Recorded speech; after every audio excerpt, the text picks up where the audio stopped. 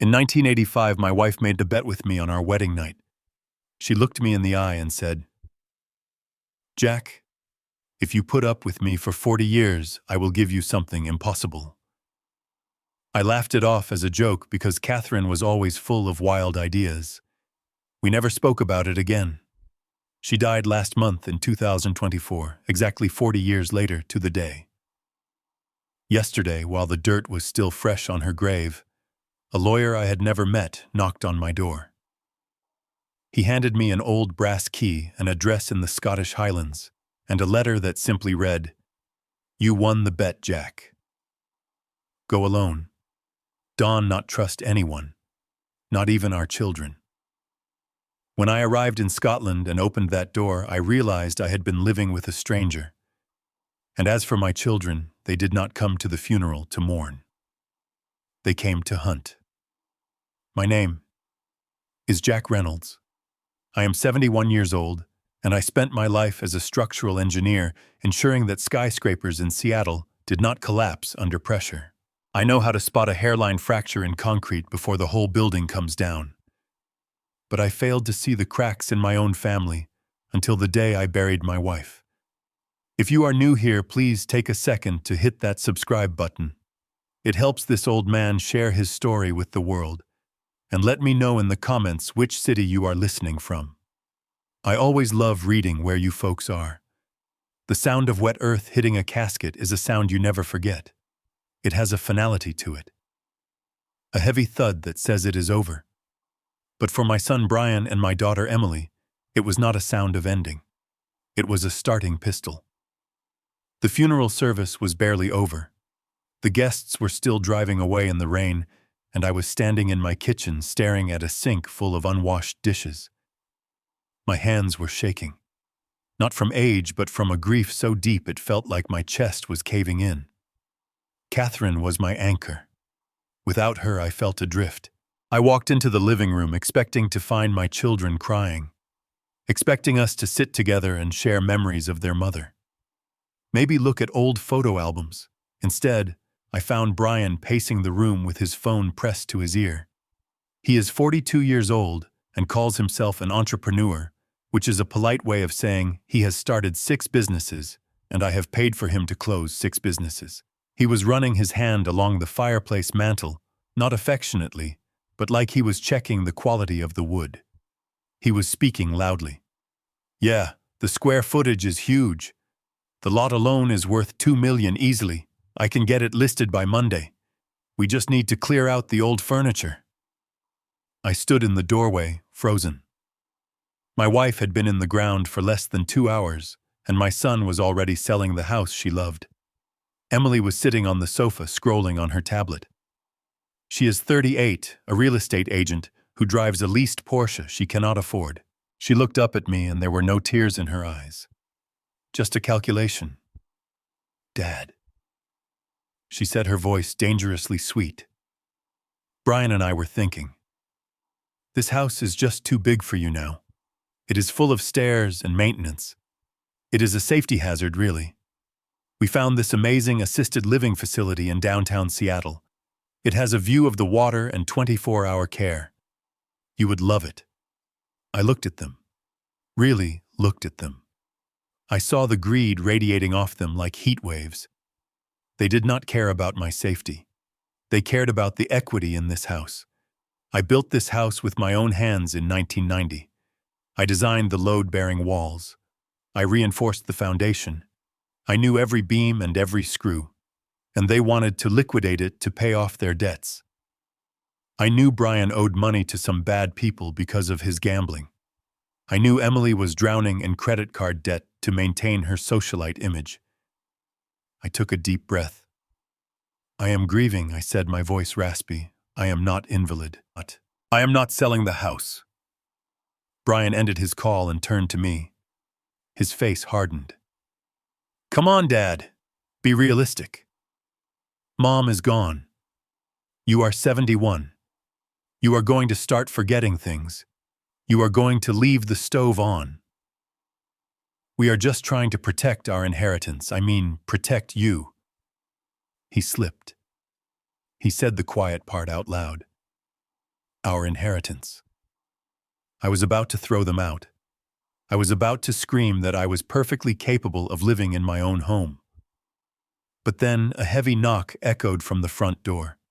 It was strange. Everyone who came for the funeral had already left. I turned my back on my children and walked to the door. Outside, the rain was pouring down in sheets, typical Seattle weather. Standing on the porch was a man I did not recognize. He was soaked, wearing a trench coat that looked like it was from another century. He held a briefcase tight against his chest. "Mr. Reynolds?" he asked. His accent was thick. "Scottish." I nodded. "Yes." He did not step inside. He glanced over my shoulder, looking past me into the house where Brian and Emily were watching. He lowered his voice to a whisper. "My name is Hamish McAllister. I was your wife's attorney. Not the family lawyer, her personal attorney." I frowned. Catherine did not have a personal attorney. We shared everything. Or so I thought. "She gave me strict instructions," he continued, rain dripping from the brim of his hat. "I was to deliver this to you only after the funeral, and only if you were alone. But I see you have company." He reached into his coat and pulled out a thick, heavy envelope.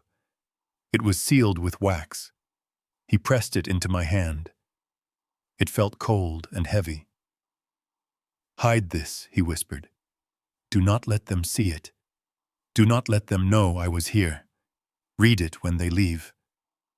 Why, I asked, bewildered. "Because Jack," he said, his eyes intense and gray like the storm behind him. "The woman you married was not who you thought she was. She was protecting you. Now you have to protect yourself." He turned and vanished into the rain as quickly as he appeared. I stood there for a moment, the heavy envelope burning a hole in my hand. I could feel a hard object inside. A key. I shoved the envelope into the inside pocket of my suit jacket right against my heart. My pulse was racing. I closed the door and turned around. Brian was standing right there. He had moved silently across the room. He was too close. His eyes were narrowed, fixated on the bulge in my jacket pocket. "Who was that at the door?" Dad Brian asked. His tone was casual, but his body language was aggressive. He was leaning forward like a predator. "Just a neighbor paying respects," I said, trying to keep my voice steady. "A neighbor," Brian scoffed. "In a trench coat. Who did not come in." "And what did he give you?" "Nothing," I said. "Just a condolence card." Brian stepped closer. He reached out a hand. "Let me see it. I will put it with the others. We need to keep track of who sent cards so we can send thank you notes." I took a step back. I said, "I have got it, Brian. Sit down." Emily stood up from the couch now. The atmosphere in the room shifted instantly. It went from awkward to hostile. They were like wolves who smelled blood. "Dad," Emily said, her voice sharp. "Why are you acting so weird? Did Mom have a secret account? Is that what this is? Did she leave cash?" "There is no cash," I snapped. Brian laughed, a cold, humorless sound. "You are lying. I can tell. You always twitch your left eye when you lie." "Give me the envelope, Dad. I am the executor of the estate technically, so I have a right to see all financial documents. You are not the executor." I said, my anger finally rising above my grief. "I am still alive, Brian. Everything is mine." Brian's face turned red. He looked at Emily, then back at me. He took another step, and for the first time in my life I felt physically threatened by my own son. He was taller than me now. He was younger, and he was desperate. I clutched my chest, feeling the brass key through the fabric. I realized then that McAllister was right. I did not know who my wife was. But more terrifyingly, I did not know who my children were. Before I continue the story and tell you what I did next, I want to ask you a question. Have you ever felt like a stranger in your own family? Like the people you raised turned into people you do not recognize. If you have hit that like button, it tells me I am not alone in this. I looked Brian in the eye. I summoned every ounce of authority I had left from 40 years of managing construction crews. I pointed a shaking finger at the door. "Get out," I said. Brian blinked, surprised by my tone. "What?" I said, "Get out. Both of you. Go home. I need to grieve my wife alone." Brian clenched his fists. He looked at the pocket of my jacket one last time. He weighed his options. He could attack me and take it, but that would be assault. He decided to wait. He smiled a fake plastic smile that made my skin crawl. "Okay, Dad. Okay. We are going. We just worry about you, that is all. You are clearly stressed. We will come back tomorrow morning to help you sort through mom things. We really need to find those bank statements."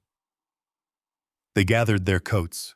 As they walked out the door, Emily turned back and said, "Dawn not do anything stupid, Dad. Mom would want us to handle the money. She knew you were getting fragile." The door clicked shut. I locked it. Then I engaged the deadbolt. Then I slid the chain across. I leaned my back against the door and slid down until I hit the floor. The house was silent again, but now the silence felt heavy with secrets. I reached into my pocket and pulled out the envelope. My hands were trembling so bad I could barely break the wax seal. I tore it open. A heavy brass key fell onto the floor with a clang. It looked ancient. And then I unfolded the letter. Catherine handwriting. The loops and curves I had known for 40 years. "Jack, if you are reading this, I am gone. And if my calculations are correct, the vultures are already circling." I read the letter under the dim light of the hallway. Every word was a hammer blow to my reality. She talked about a bet. She talked about a life I knew nothing about. And then I read the final line. "They are watching you, Jack. Check the smoke detector in the hallway." I looked up. The smoke detector blinked with a tiny red light, a rhythm that was not normal. I stood up, grabbed a chair, and climbed up. I twisted the cover off. Inside, nestled behind the battery, was a tiny camera and a microphone. I nearly fell off the chair. My own son. My own daughter. They had been bugging my house. My phone buzzed in my pocket. A text from Brian.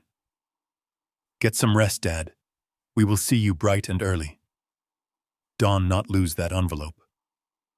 I realized then that I could not stay here. Not tonight. Maybe not ever. If they knew about the envelope, they would not stop until they had it. I looked at the key. I looked at the address in Scotland. I grabbed my passport from the desk drawer. I did not pack clothes. I did not pack toiletries. I grabbed my medication, my wallet, and the key.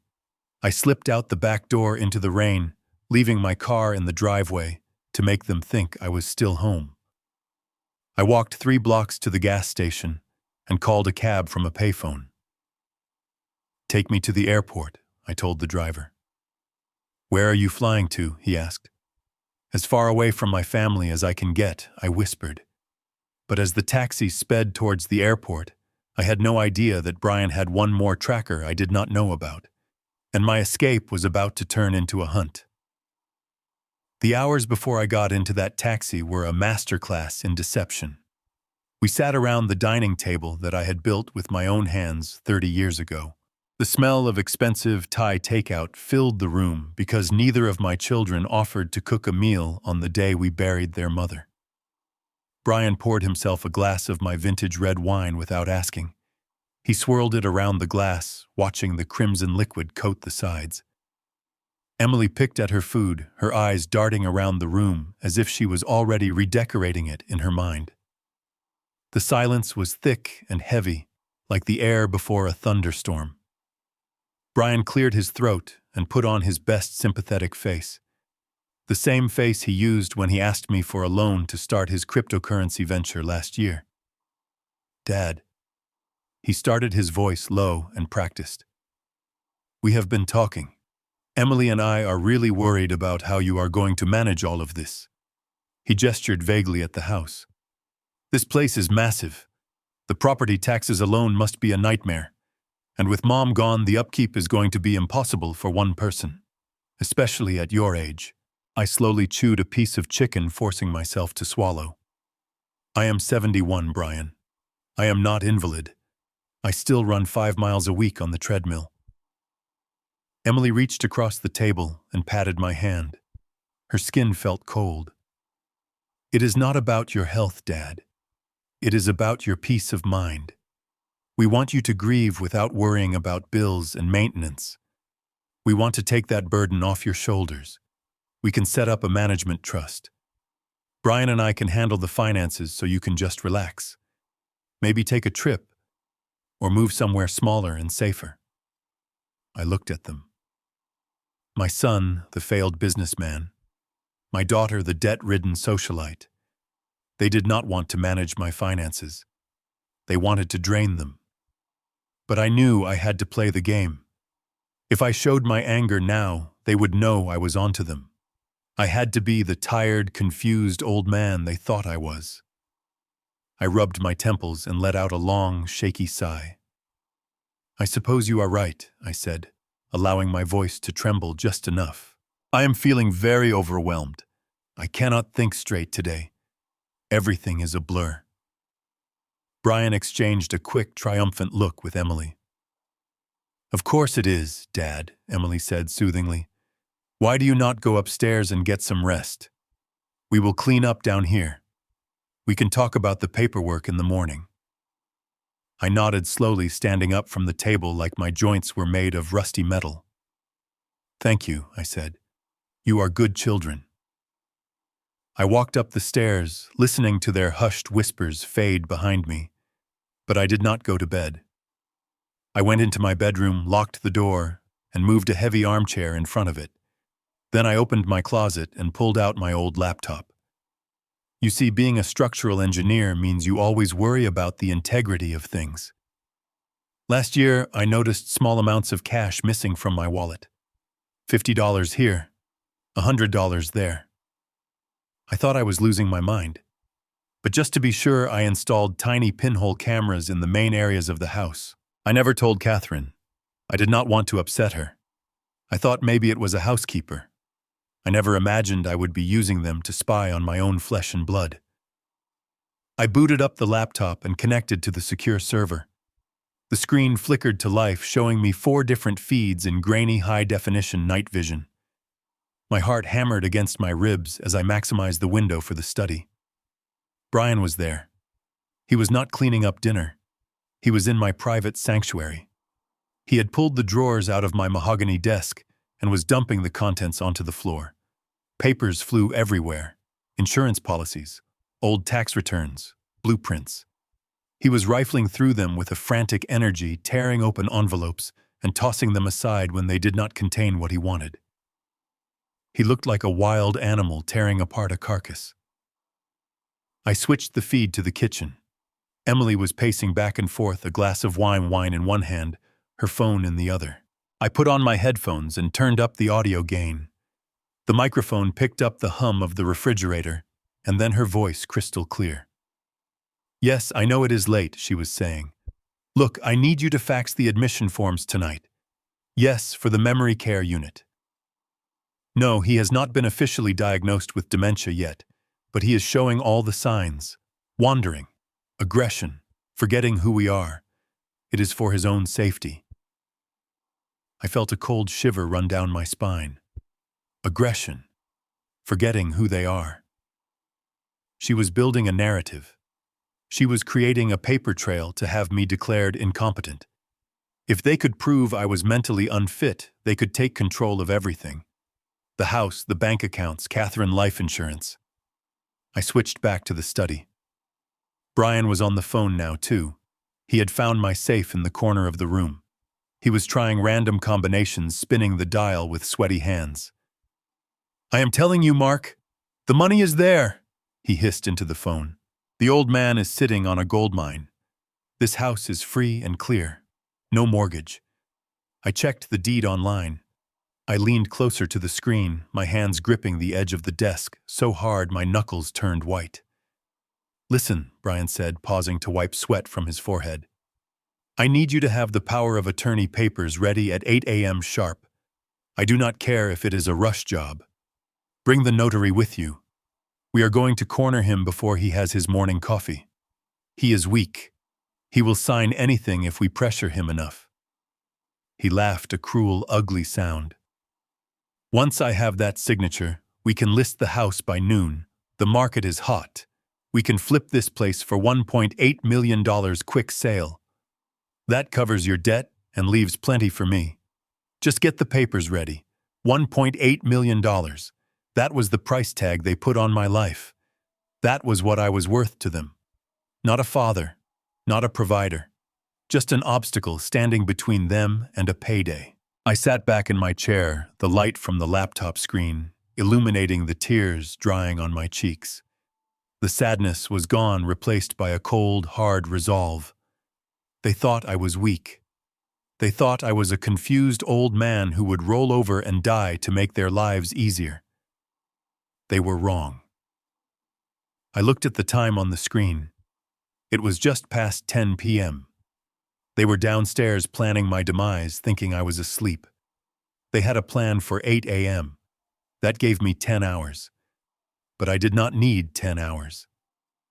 I reached into my pocket and touched the brass key Catherine Lawyer had given me. Go alone, the letter had said. Do not trust them. Catherine knew. She had seen this coming years ago. She knew that one day her sweet children would turn into these monsters, and she had given me an escape hatch. I closed the laptop and wiped the drive remotely just in case they found it. I packed my bag with the essentials, my passport, my medication, the deed to the house which I had removed from the safe 2 days ago because I had a bad feeling, and the key. I stood by the window and looked out at the rain. I was leaving the house I built, the home where I raised them, the home where I held my wife's hand as she took her last breath. It broke my heart, but I knew if I stayed, I would lose more than just the house. I would lose my freedom. I waited until the lights downstairs went out. I waited until I heard their footsteps retreat to the guest rooms. Then I moved, silent as a ghost. I crept past their doors, listening to the sound of their breathing. I walked out into the rain, and I did not look back. And that brings us to the taxi ride, to the moment I became a fugitive from my own family. But as I sat in that cab watching the city lights blur past, I realized something. I was not just running away. I was running towards something. Catherine had left me a mystery in Scotland, and for the first time in 40 years, I was going to do exactly what she told me. But I had no idea that Brian was smarter than I gave him credit for. As I handed my passport to the agent at the ticket counter, my phone buzzed with a notification. It was from my bank. A withdrawal attempt. Location Glasgow. My blood ran cold. I had not even left the country yet. How did they know? The answer was in my pocket, and it was going to change everything.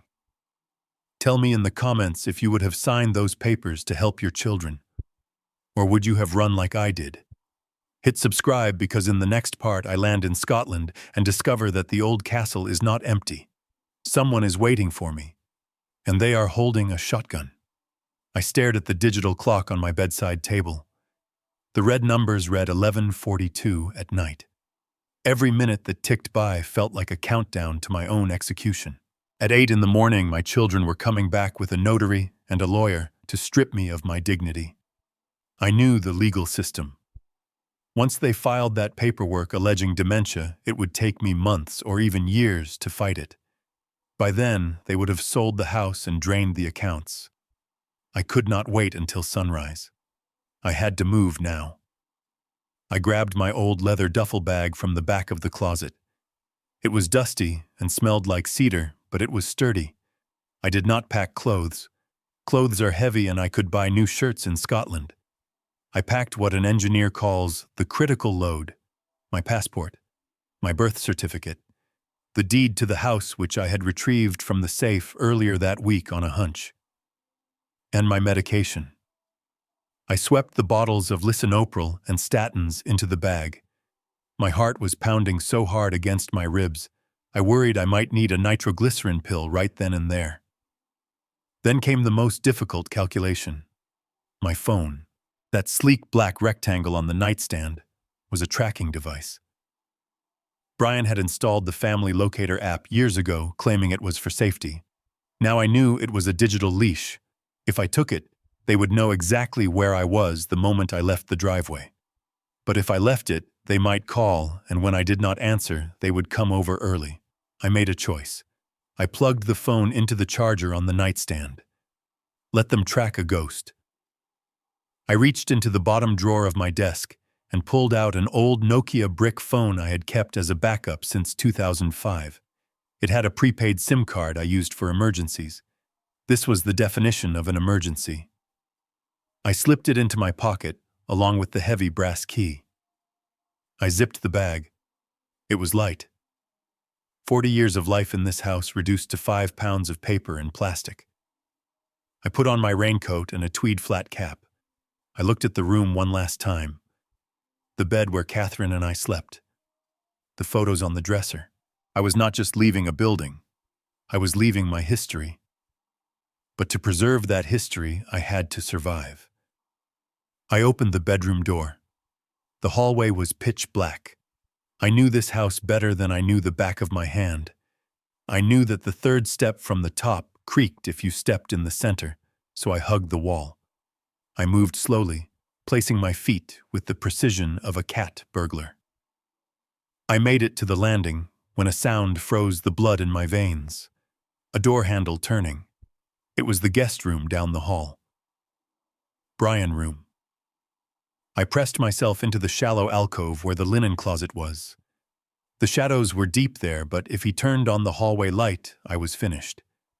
The door creaked open, and a slice of yellow light cut across the darkness. Brian stepped out.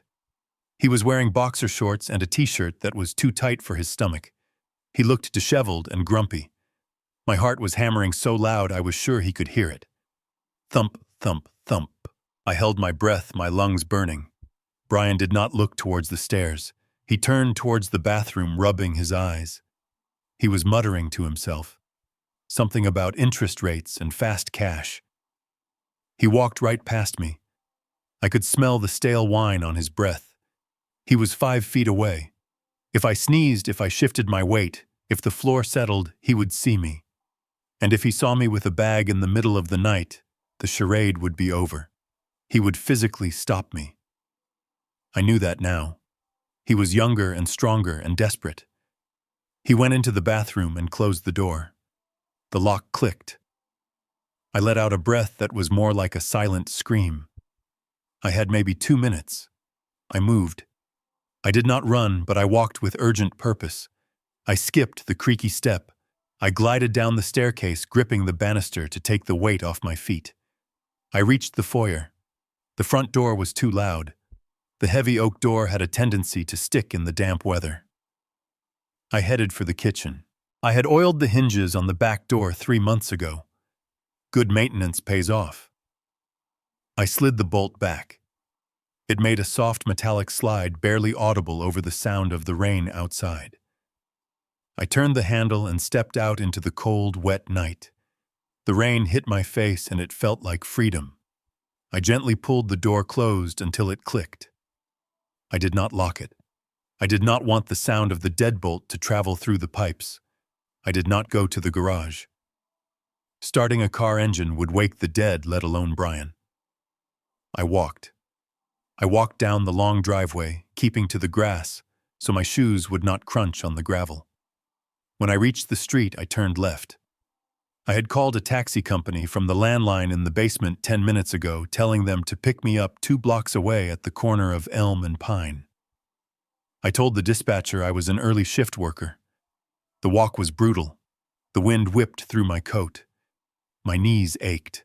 Every pair of headlights that swept down the street made me jump into the bushes like a criminal. I felt a surge of anger. I was a 71-year-old man, a respected professional, a father, and here I was hiding in the shrubbery of my own neighborhood because my children had turned into vultures. I saw the yellow lights of the taxi idling at the corner. I opened the back door and slid in. The heat inside the car fogged up my glasses. SeaTac Airport, I said, keeping my head down. The driver, a young man with a turban, looked at me in the rearview mirror. No luggage, sir. Just the bag. Just the bag, I said. I am in a hurry. We drove in silence. I watched the streets of Seattle pass by, the coffee shops where Catherine and I had Sunday dates, the park where I taught Brian to ride a bike, the mall where Emily threw a tantrum until I bought her that prom dress. Memories flashed by like a sad movie reel. When we got to the airport, I paid in cash. I threw my SIM card from the Nokia into a trash can outside the terminal and bought a new one from a vending machine inside. Paranoia is a survival skill, I told myself. I got through security without issue. No one was looking for me yet. To the world, I was just a retiree going on a vacation. I bought a one-way ticket to Glasgow with a connection in London. I used a credit card I had opened in my own name years ago, one that Brian did not know existed. Boarding the plane felt surreal. When the engines roared to life and the pressure pushed me back into my seat, I finally let my shoulders drop. We lifted off into the dark clouds, breaking through the rain until we were above the storm where the moon was shining on a sea of white. I looked down. Seattle was just a grid of golden lights fading into the distance.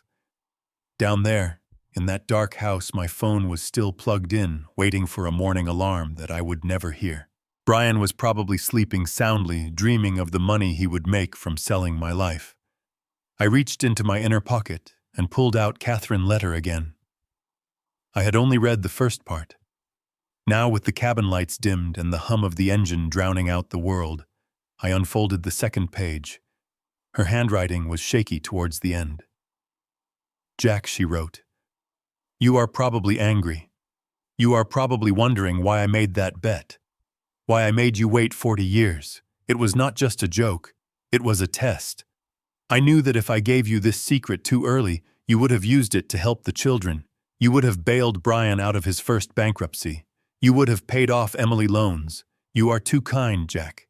And kindness is a weakness when you are dealing with parasites. I paused, wiping a tear from my reading glasses. She knew me so well. The letter continued. The key I gave you opens a door to the past, specifically to 1985.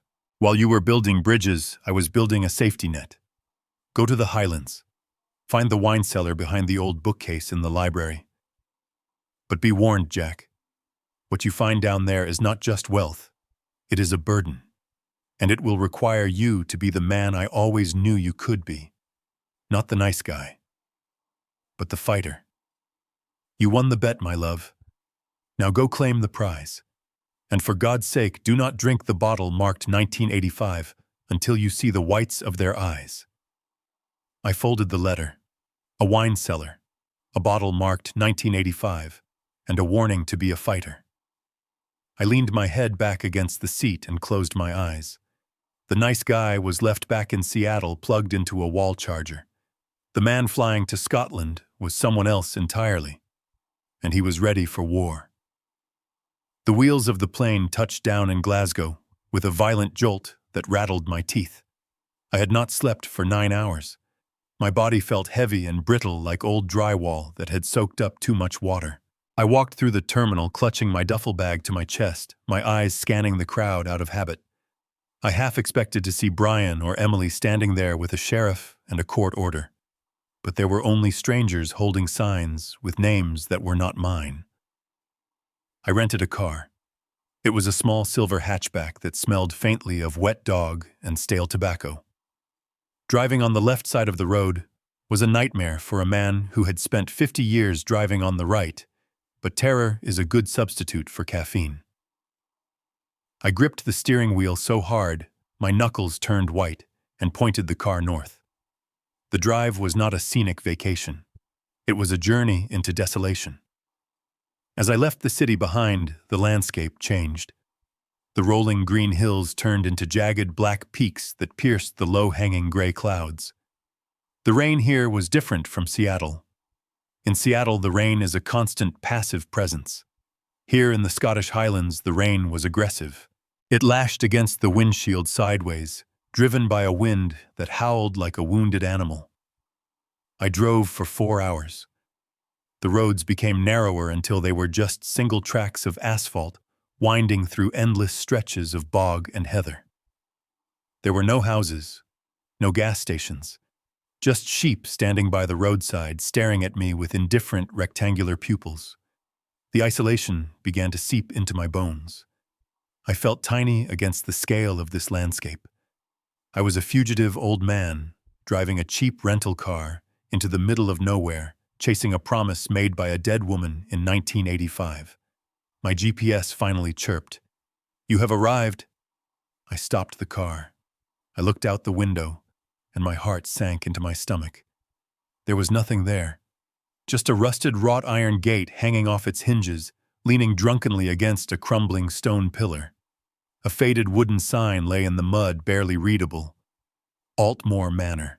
I turned the car onto the gravel driveway, which was more mud than gravel. The tires spun and slipped, fighting for traction. I drove slowly, the branches of overgrown ancient trees scraping against the roof of the car like skeletal fingers. And then the house came into view. I stopped the car and turned off the engine. I sat there for a long time, just staring. If this was the prize, then the game was rigged. The structure in front of me was a ruin. It was a small castle, or a large manor house built from gray stone that looked like it had been quarried from the very mountains around us. But it was dying. Thick green moss covered the walls like a disease. The roof was sagging in the middle, a clear sign of a compromised ridge beam.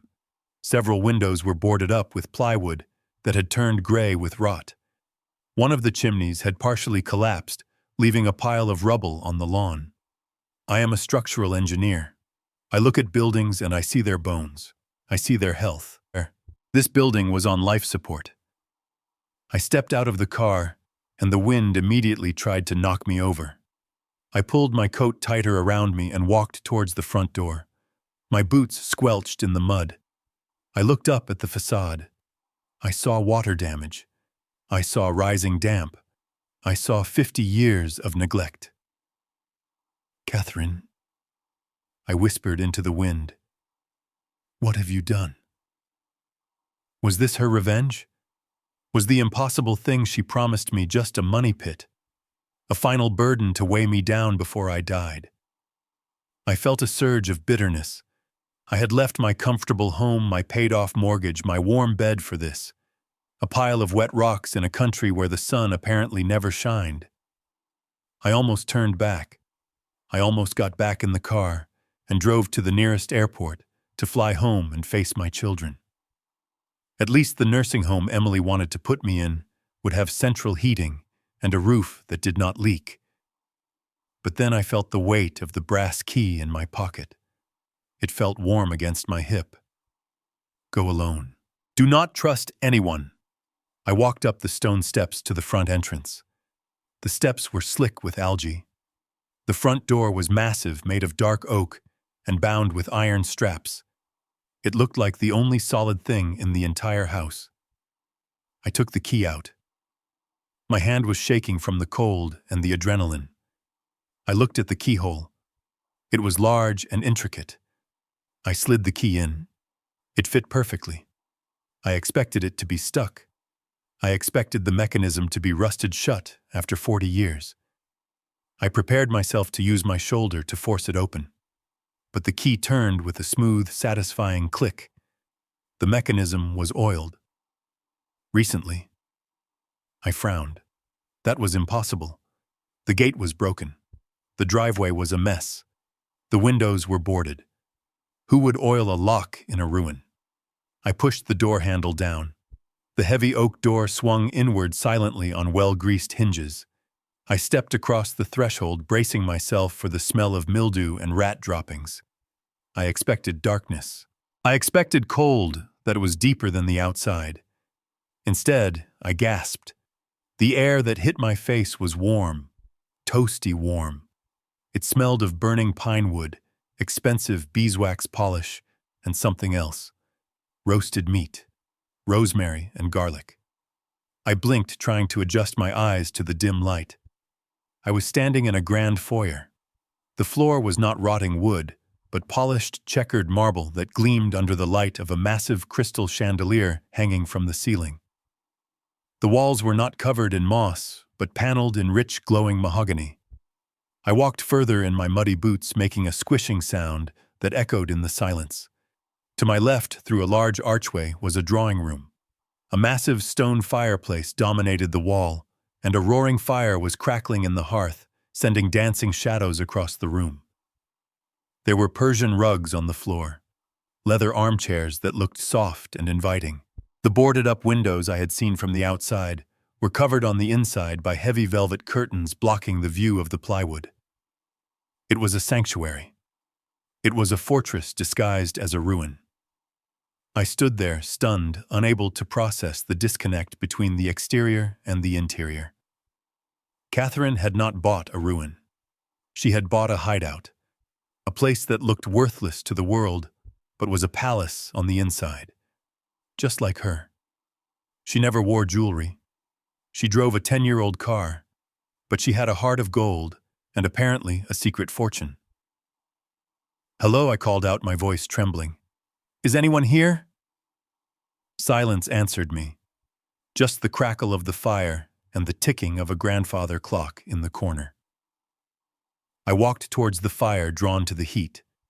I held my frozen hands out to the flames. On the small table next to the leather armchair, there was a tray. On the tray was a crystal decanter filled with an amber liquid and a single glass. Beside the glass was a folded note. I picked up the note. It was not Catherine handwriting. It was neat block capitals, sharp and efficient. "Welcome home, Mr. Reynolds. Drink the whiskey. You look like you need it. I am in the kitchen. Do not come in yet. I am finishing the sauce." My heart skipped a beat. I was not alone. Someone had been expecting me. Someone had lit the fire. Someone was cooking dinner. I looked at the hallway that led to the back of the house. A shadow moved across the wall. A large shadow. "Who are you?" I shouted, backing away towards the door. A deep voice echoed from the hallway. A voice that sounded like gravel grinding together. "I am the insurance policy," the voice said. And then heavy footsteps started coming towards me. Thud. Thud. Thud. I gripped the heavy brass key in my hand like a weapon. I did not know if I was about to meet a friend or an executioner. But one thing was certain.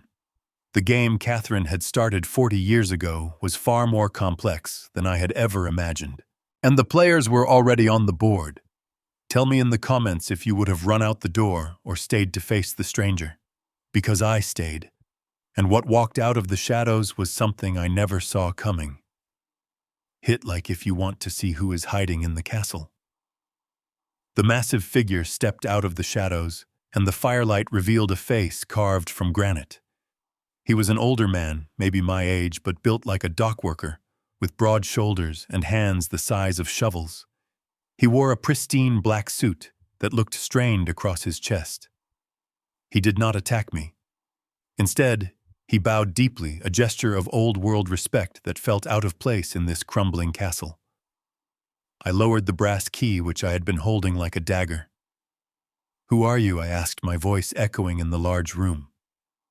He did not answer. He tapped his throat with two thick fingers and then shook his head. He was mute. He reached into his pocket and pulled out a small laminated card. I took it. It read, "My name is Angus. I am the caretaker of Altmore Manor.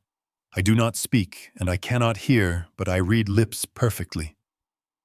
Please face me when you talk. Mr. McAllister sent me to serve you." I looked at Angus and nodded. The tension in my shoulders released slightly. "I am Jack," I said clearly. "I suppose you know why I am here." Angus smiled a warm expression that transformed his rugged face. He gestured for me to sit in the leather armchair. He brought the tray of food closer. It was a hearty venison stew, steaming hot.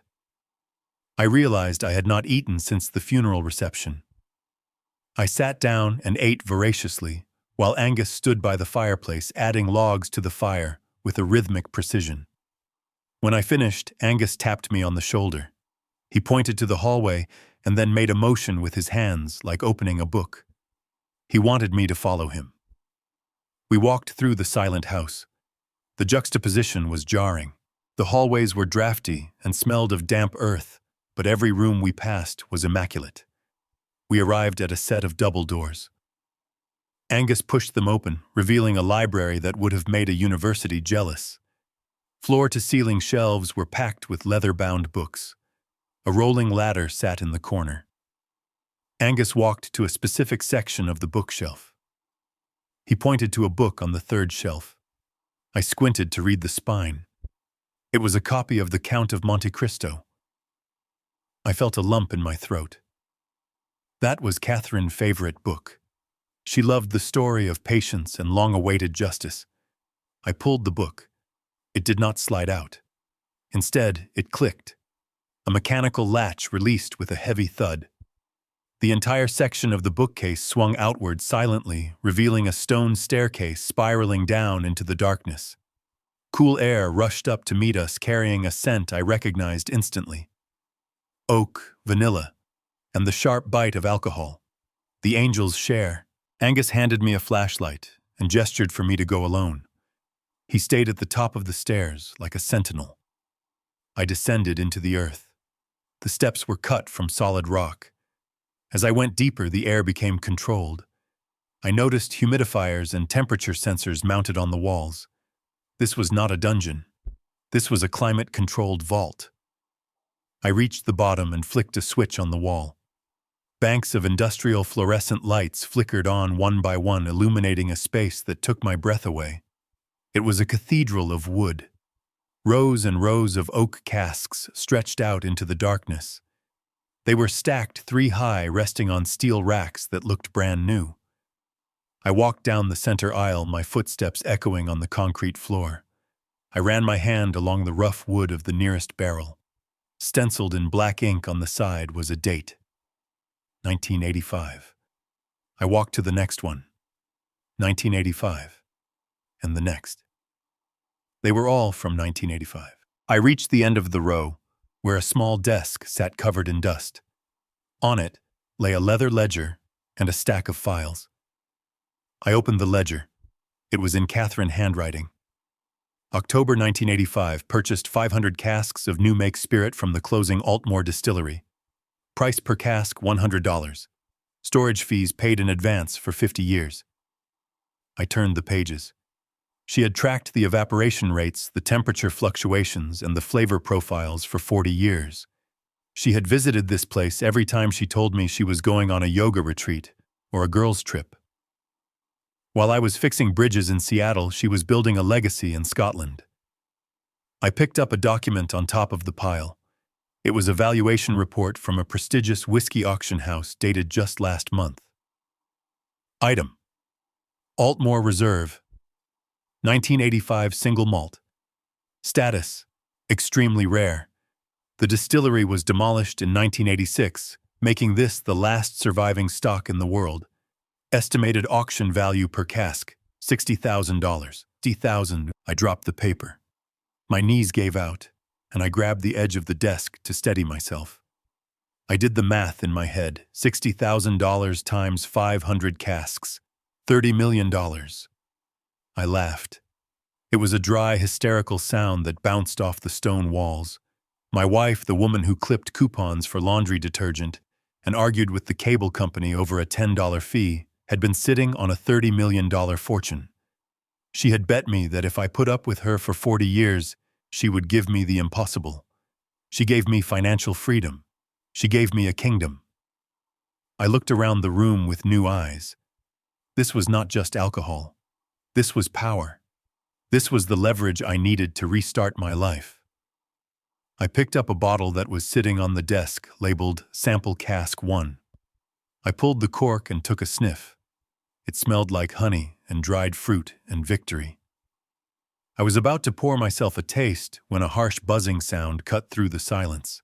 It was a red light flashing above the staircase. An alarm. I scrambled back up the stairs, my heart pounding against my ribs. I burst into the library. Angus was standing by the window holding a tablet device. His face was grim. He turned the screen towards me. It was a feed from a security camera at the front gate. A sleek black SUV was tearing up the muddy driveway, forcing its way through the overgrown branches. It skid to a halt in front of the manor, spraying mud onto the stone steps.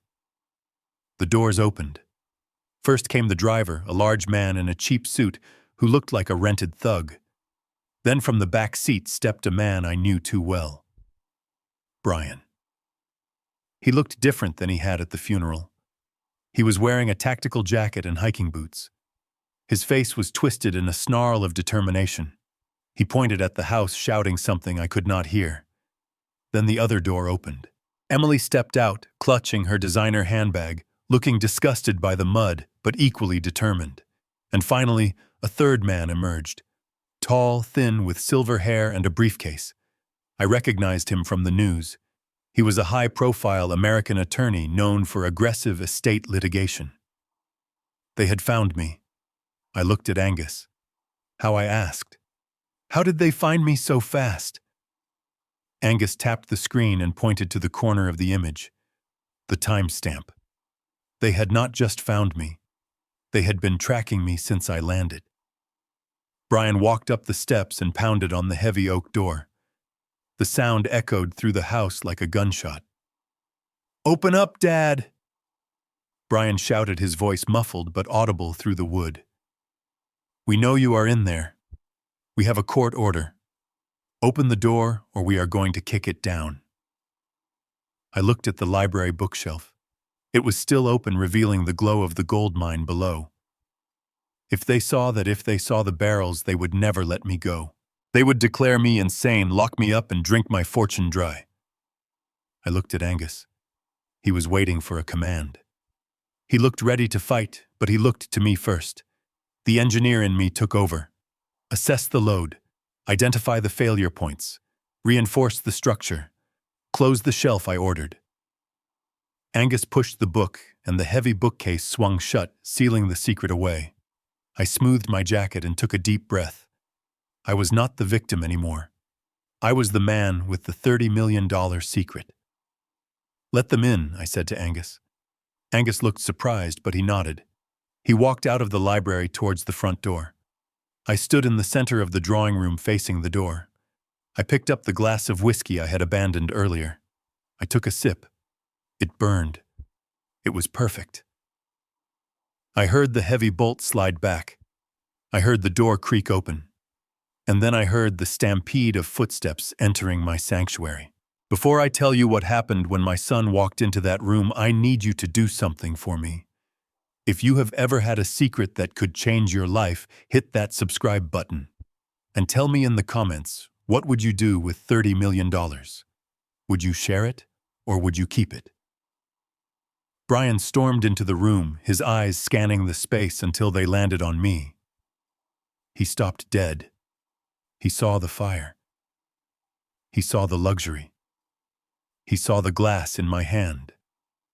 "Found you," he whispered. And then he smiled. But it was not a happy smile. It was the smile of a man who thinks he has just caught a rat in a trap. He was wrong. He was the one in the trap. He just did not know it yet. Brian stormed into the drawing room with the force of a hurricane. The heavy oak door slammed against the wall behind him, sending a vibration through the floorboards that I felt in the soles of my feet. For a split second, I saw the rage in his eyes. It was a raw, primal hunger, the look of a man who has been denied his meal. But then, as his eyes adjusted to the light, and he saw me standing by the fire holding a glass of whiskey, A transformation occurred that was truly terrifying to watch. The snarl vanished from his lips. His shoulders dropped. His face crumpled into a mask of pure anguish. He rushed towards me, his arms outstretched, his boots leaving muddy tracks on the pristine Persian rug. "Dad." He choked out, his voice cracking perfectly. "Oh my God, Dad. You are alive." He threw his arms around me. It was a hug I had wanted for years, a hug I had craved since he was a teenager. But now, as his wet tactical jacket soaked into my dry shirt, I felt nothing but revulsion. It was not a hug of affection. It was a hug of possession. He was checking to see if I was real, if I was solid, if I was captured. I stood stiff as a board, my arms at my sides, holding my whiskey glass out so it would not spill. I did not hug him back. "You can stop the act, Brian," I said, my voice calm and cold. "There is no audience here. Just us." Brian pulled back, gripping my shoulders with hands that were shaking. "It is not an act," he cried, tears actually welling up in his eyes. "Do you have any idea how scared we were? You disappeared. You left your phone. We thought you had a stroke. We thought you were wandering the streets of Seattle in the rain. We flew across the ocean to save you, Dad."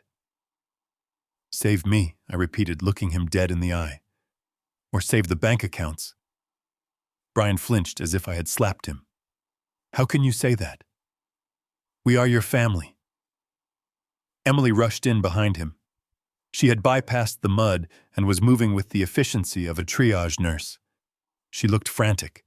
She was carrying a small medical bag which she unzipped on the antique side table, knocking over the coaster. "He is delusional, Brian," she said rapidly, not even looking at me. "I told you, it is the onset of the episode. The flight trauma must have triggered a psychotic break. Look at him. He thinks he is in a castle. He is drinking alcohol." She turned to me, her face pale and sweaty. "Dad, you need to sit down right now. Your heart rate is probably through the roof." "I am fine, Emily," I said, taking a sip of the scotch. "My heart is steady." She ignored me. She pulled a pre-loaded syringe pen from her bag. It looked like an epinephrine injector, but the label was yellow. "This is a sedative," she said, her voice taking on that condescending tone one uses with a toddler. "It is mild.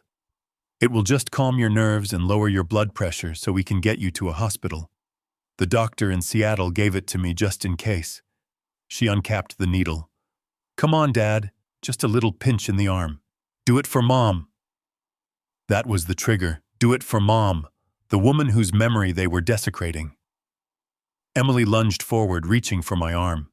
She moved faster than I expected. But 40 years on construction sites teaches you to react to falling objects. I did not step back. I swung my arm up not to hit her, but to block her. My forearm connected with her wrist. It was a sharp, hard motion. The syringe flew out of her hand. It spun through the air and smashed against the stone hearth of the fireplace. The glass vial inside shattered, and the clear liquid hissed as it hit the hot embers. Emily screamed, clutching her wrist. "He hit me." "Oh my God, Brian, he hit me." "He is violent." "I did not hit you," I said, my voice rising for the first time. "I stopped you from drugging me in my own house. That is enough." The third man, the silver-haired lawyer, stepped forward.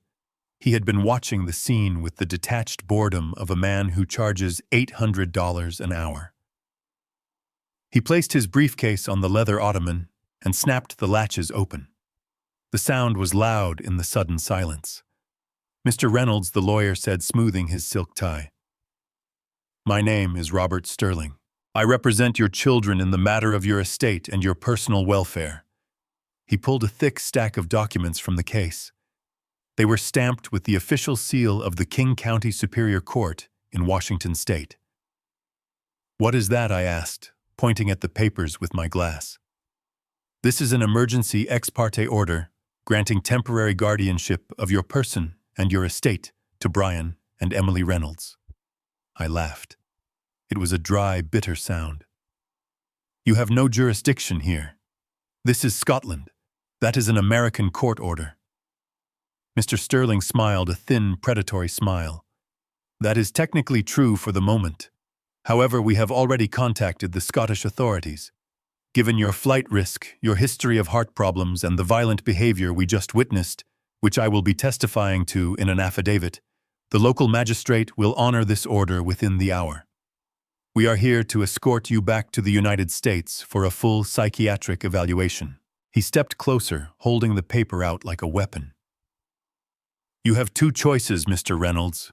You can come with us voluntarily in a private jet we have chartered, or we can have the local police sedate you and drag you onto that plane in handcuffs.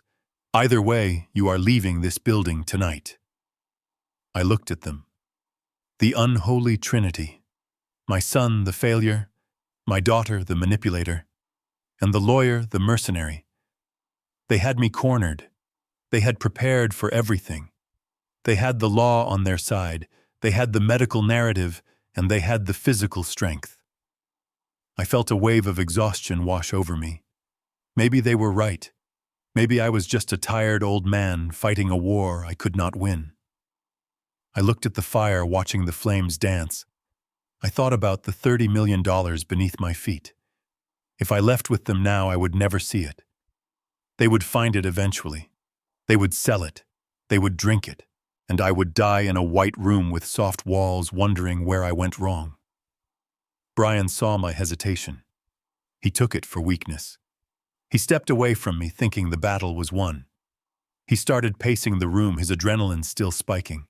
He ran his hands through his wet hair, exhaling loudly. "Jesus, Dad," he muttered, kicking at the leg of a table. "Why do you have to make everything so hard? We are trying to help you. Do you think I want to be in Scotland in the mud?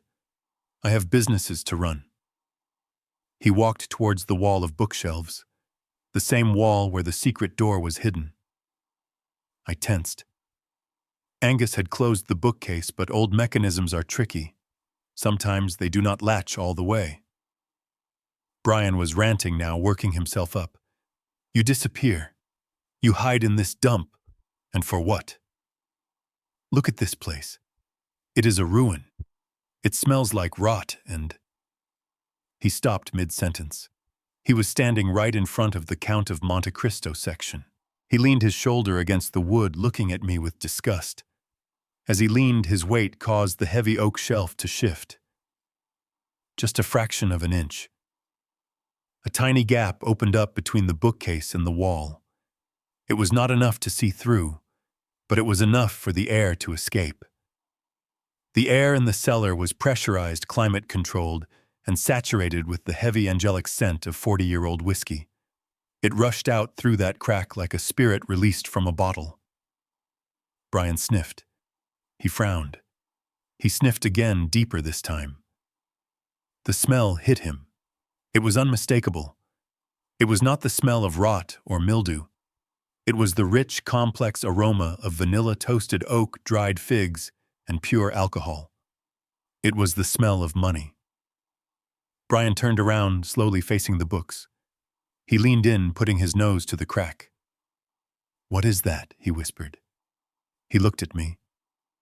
His eyes were wide, confused at first, and then suspicious. He looked back at the shelf.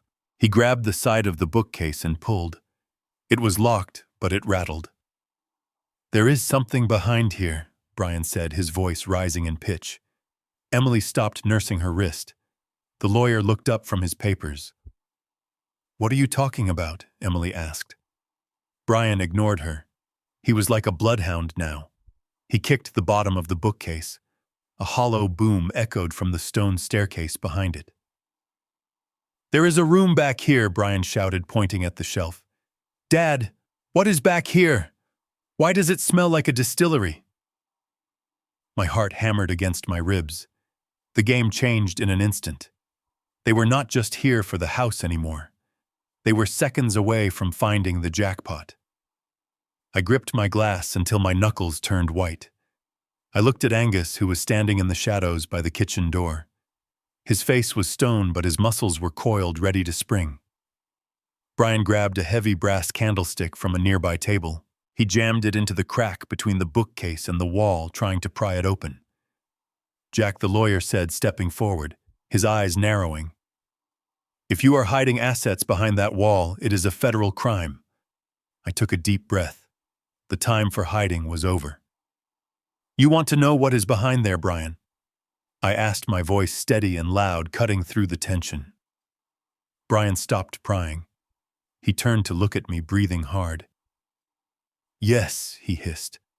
"What are you hiding, old man?" I stood up. I buttoned my jacket. I looked him dead in the eye. "I am hiding your inheritance," I said. "Or at least what is left of it." And then I did the only thing I could do. I smashed my whiskey glass into the fireplace. The explosion of crystal and alcohol sent a flare of fire shooting up the chimney. "Open it," I commanded. But I was not talking to Brian. I was talking to Angus. And as the mute giant stepped forward to trigger the mechanism, I knew that once those doors opened, there would be no going back. The sharks were about to see the blood in the water. The heavy bookcase groaned as the hidden mechanism engaged, swinging inward to reveal the cold stone throat of the staircase. A draft of air rushed up from the depths, carrying the heavy, intoxicating scent of angels share the evaporated alcohol that hangs in the air of every distillery. It smells of vanilla and toasted wood and thyme. Brian did not hesitate. He did not look back at me or ask for permission. He stepped into the darkness, drawn by the scent like a moth to a flame. I watched my son descend. I watched the way his posture changed.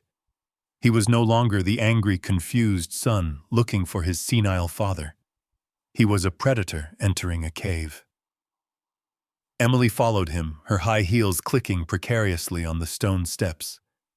The lawyer, Mr. Sterling, adjusted his tie and followed his eyes, scanning the structure, not for beauty, but for liability and asset value. I signaled to Angus. We followed them down. When I reached the bottom step, Brian was standing in the center of the vast underground cathedral. The fluorescent lights were humming overhead, illuminating the endless rows of casks. 500 barrels of American white oak stacked 3 high, stretching back into the shadows. Brian was silent. He was walking slowly down the central aisle, touching the barrels. He ran his hand over the stenciled letters on cask number 42. Altmore, 1985. He stopped. He looked at the date. He looked at the next barrel, 1985. He looked at the vastness of the room.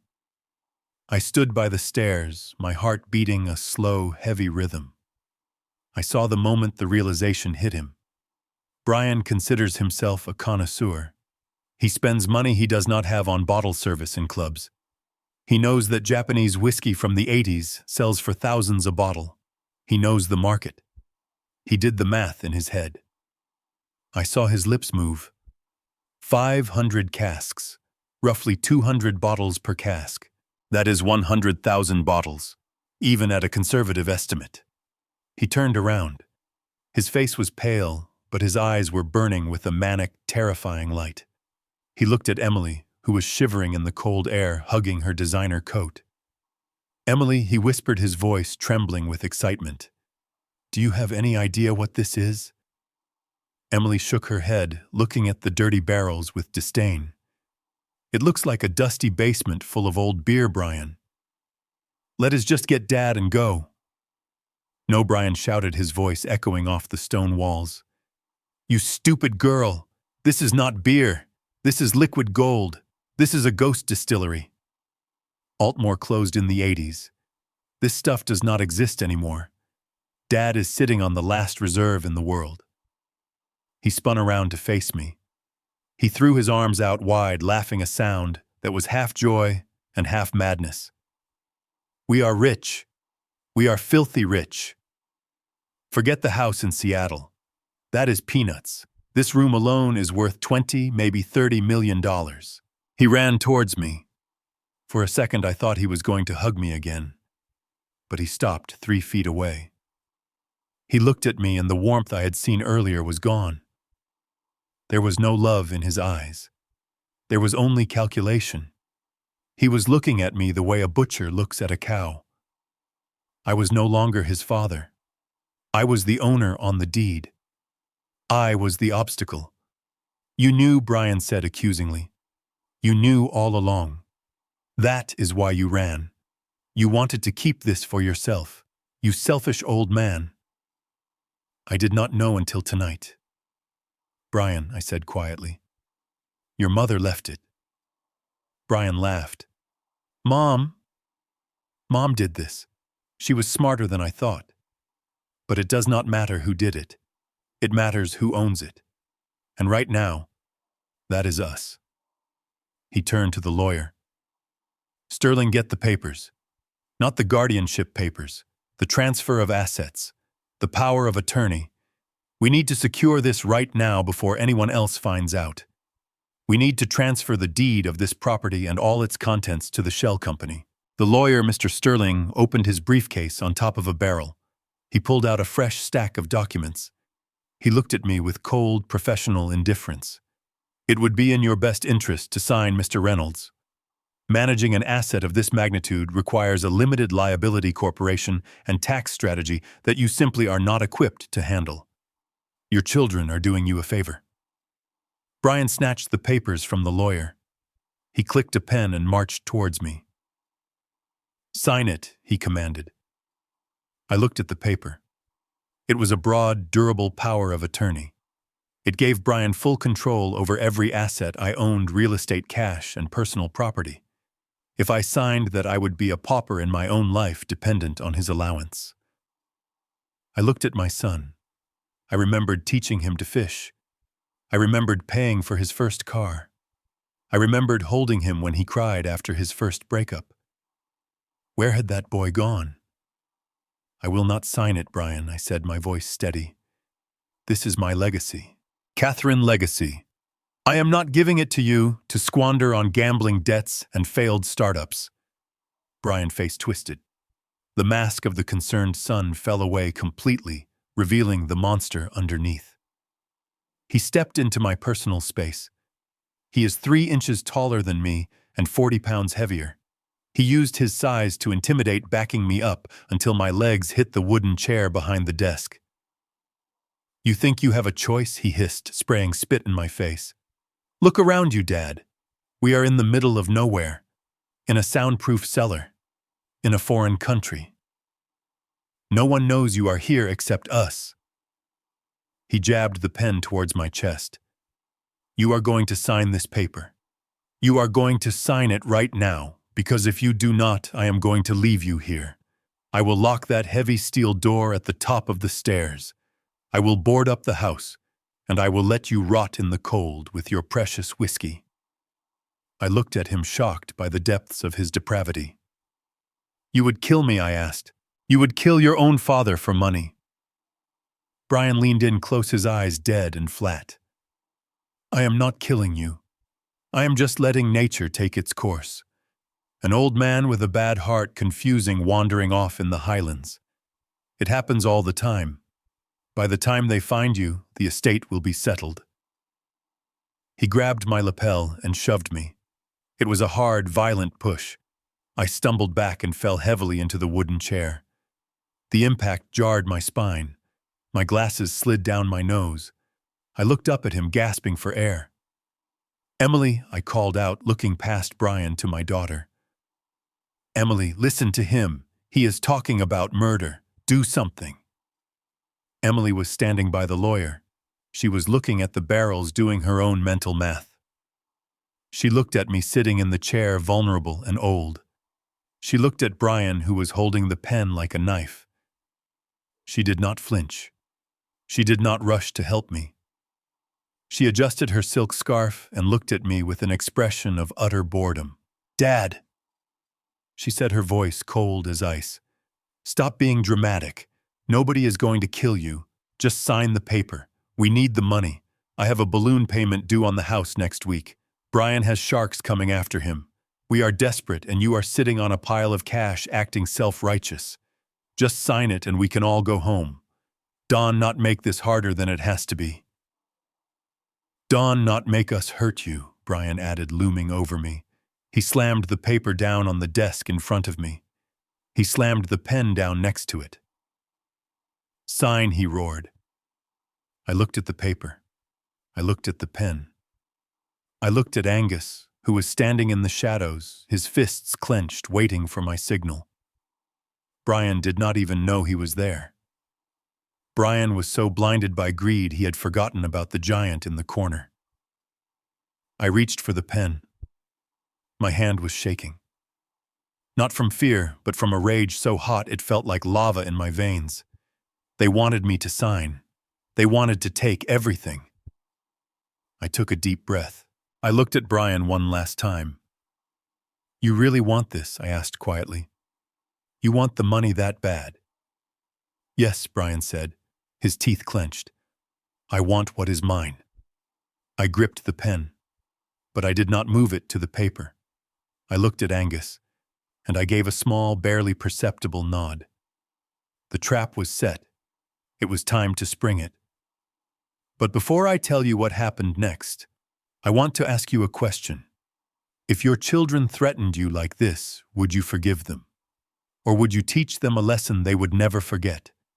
Let me know in the comments.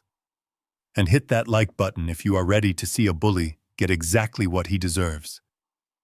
Brian reached out to grab my hand to force me to write, but he never made contact. Because from the shadows, a hand the size of a dinner plate reached out and grabbed Brian by the back of his tactical jacket. And the screaming started. Angus released his grip on Brian at my command, and my son fell to his knees, gasping for air, rubbing his neck where the giant's hand had been. The atmosphere in the cellar was electric with violence. But as I looked at the three of them, my panting son, my terrified daughter, and the calculating lawyer, I realized that physical force was not the answer. If I let Angus throw them out, they would just come back with the police, or worse, they would come back with the people Brian owed money to. No, I needed to end this permanently. I needed to destroy their leverage, and the only way to do that was to let them destroy themselves first. I slumped back into the wooden chair, letting my body go limp. I allowed my hand to tremble visibly, and I clutched my chest, acting out the part of the dying man they so desperately wanted me to be. "Angus, stand down." I whispered, my voice raspy and weak. "I cannot fight them. Look at them. They are young. I am so tired." Brian scrambled to his feet, his eyes darting between me and Angus. He looked like a cornered rat, but as he saw me deflate, his arrogance returned. He straightened his jacket, trying to regain his dignity. "You made the right choice, Dad," Brian said, his voice still shaky but gaining strength. "You almost made a big mistake letting your guard dog attack me. That is assault. We could add that to the list of reasons you need institutionalized." I closed my eyes and let out a wheezing breath. "Water," I croaked. "Please." My throat. "I need water before I sign." Emily let out an impatient sigh, but she walked over to the small sink in the corner of the cellar used for rinsing tasting glasses. She filled a dirty glass with tap water and brought it to me. She did not hand it to me gently. She thrust it at my face. "Here," she snapped. "Drink it and sign. We do not have all night." I took the glass with both hands, spilling a little on my shirt to sell the performance. I drank slowly, watching them over the rim of the glass. The lawyer, Mr. Sterling, was reassembling the papers on the desk, smoothing out the creases. He looked nervous. He was checking his watch. I lowered the glass. "I will sign," I said softly. "I will give you the whiskey. I will give you the house. I will give you the power of attorney." Brian clapped his hands together, a sharp sound that echoed off the stone walls. "Finally. Thank God you came to your senses." But I continued, raising a shaking finger. "I have one condition, one question. I am your father. I changed your diapers. I paid for your colleges. I carried you on my shoulders. If I am going to sign away my life and Catherine's legacy, I deserve to know the truth. Not the lies about my health. not the lies about protecting me. Why do you need this money so badly? Why today? Why is it life or death? Brian looked at the lawyer. The lawyer shook his head slightly, warning him to be quiet. But Brian was high on adrenaline and the proximity of $30 million. He felt invincible. He looked at me with a mixture of pity and contempt. You want to know? Dad, Brian said, stepping closer, leaning down so his face was inches from mine. You want the truth?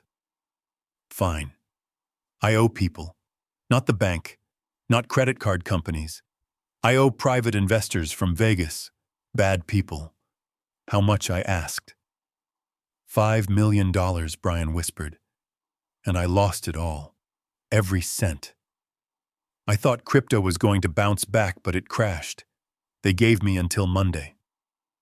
Do you know what happens on Monday if I do not pay them? They do not send a collection agency. They send a cleaner. They are going to kill me, Dad. They are going to cut me into pieces. I felt a chill run through me. My son was not just a failure, he was involved with organized crime. And you, Emily, I asked, looking at my daughter. You do not gamble. Why are you here? Emily crossed her arms defensively. I am not like him, she said, pointing at Brian.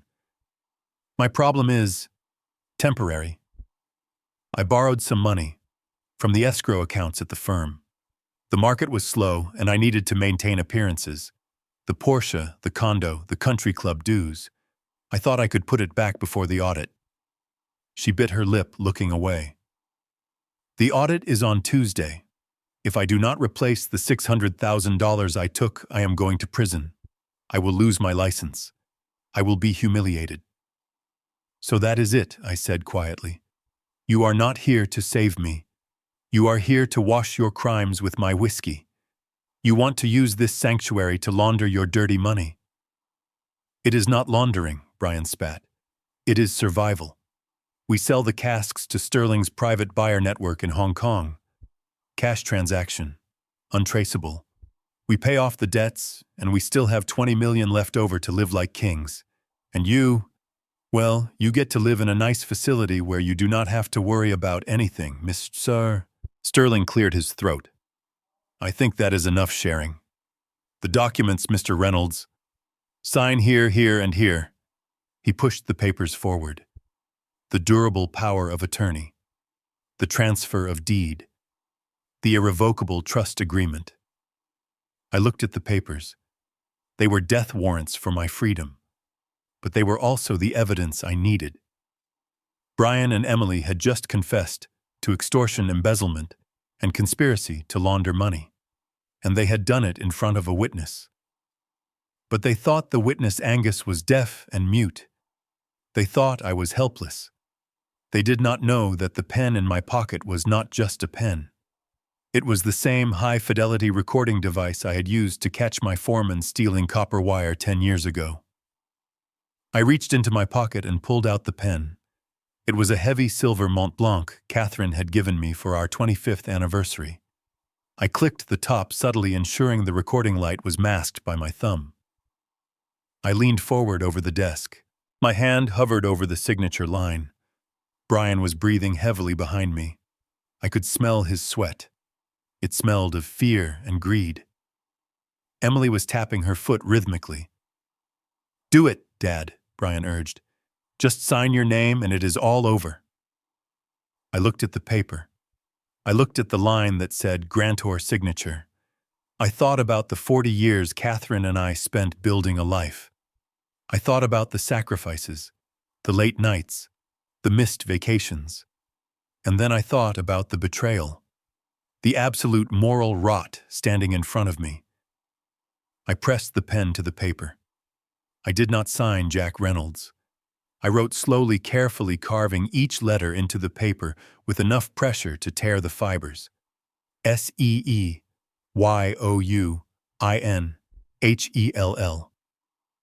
I lifted the pen. I looked at the words. See you in hell. I stood up. The act was over. The shaking stopped. The weakness vanished. I stood to my full height of 6 feet, drawing myself up with the posture of a man who has borne heavy loads all his life and is finally throwing them down. "What is taking so long?" Brian asked, reaching for the paper. "Let me see." He grabbed the document. He looked at the signature line. He froze. He squinted, thinking he misread it. He brought the paper closer to his face. "See you in hell," he read aloud, his voice confused. "What is this?" I smiled. A real smile. A cold, dangerous smile. "It is a message, Brian," I said, my voice strong and steady, echoing off the casks. "And it is the only thing you are ever going to get from me." Brian looked up, his face twisting into ugly rage. "You think this is funny, old man. You think this is a game." He crumpled the paper and threw it at me. "Angus," he shouted at the giant in the shadows. "Grab him. Make him sign. Break his fingers if you have to." But Angus did not move to grab me. Instead, he reached into his jacket and pulled out something that made the blood drain from Brian's face. It was not a weapon. It was a badge, a police badge. And then the lights in the cellar flickered and went out, leaving us in total darkness. Tell me in the comments if you saw that coming. Hit like if you are cheering for Jack right now, because the tables are about to turn so fast it will make your head spin. The darkness that fell over the cellar was absolute. It was the kind of heavy, suffocating blackness that you only find underground, buried beneath tons of rock and soil. For a moment, the only sound was the hum of the ventilation system and the frantic, ragged breathing of my son. The police badge in Angus' hand had been the last thing Brian saw before the lights cut out, and the image must have burned into his retinas like a ghost. Then the chaos started. I heard Brian scream a primal sound of frustration and rage. I heard his heavy boots stomping on the concrete floor, rushing towards where I was sitting. He was blind, but he knew where I was. He was coming to finish what he started. He was coming to wrap his hands around my throat before the law could touch him. I sat perfectly still, gripping the arms of the wooden chair. I did not run. I did not flinch, because I knew something Brian did not. I knew that Angus was not just a caretaker. He was a retired sergeant from the Glasgow police force, and he was standing directly between me and my son. There was a sickening thud of flesh hitting muscle, followed by the sound of air leaving lungs in a violent whoosh. Brian had run full speed into the immovable wall that was Angus. I heard a body hit the floor hard. "Get off me!" Brian shrieked, his voice cracking with panic. "Get off me, you freak!" Then the lights came back on, but they were not the warm yellow fluorescent lights from before. These were blinding white tactical floodlights that had been set up in the corners of the room, unseen in the shadows. They washed out every color, leaving the room stark and clinical like an operating theater. I blinked, shielding my eyes against the glare. When my vision cleared, I saw a scene that will stay with me for the rest of my life. Brian was pinned to the floor, face down. Angus had one knee on Brian's back and one hand holding Brian's wrist in a lock that looked painful enough to snap bone. Brian was thrashing, spitting curses, but he was helpless. Emily was pressed against a stack of whiskey barrels, her hands over her mouth, her eyes wide with terror. She looked like a child who had been caught stealing from the cookie jar. Only the jar was worth $30 million, and the punishment was prison. The lawyer, Mr. Sterling, had dropped his briefcase. He was standing with his hands raised in the air, trembling. He knew the game was over. He knew that whatever immunity he thought he had as an American attorney did not apply when he was an accomplice to extortion on foreign soil. And then the heavy steel doors at the top of the stairs banged open. Footsteps marched down the stone spiral, rhythmic and disciplined. Hamish McAllister walked into the cellar. He was not wearing his trench coat anymore. He was wearing a sharp gray suit, and he walked with the authority of a man who owns the room. Behind him were 4 uniformed officers from Police Scotland, their yellow high-visibility jackets stark against the gray stone. McAllister walked past the lawyer without even looking at him. He walked past Emily, who shrank away from him. He walked straight to the desk where I was sitting. He looked at the crumpled paper on the floor, the one that said, "See you in hell." He picked it up, smoothed it out, and placed it gently on the desk. Then he turned to face the room.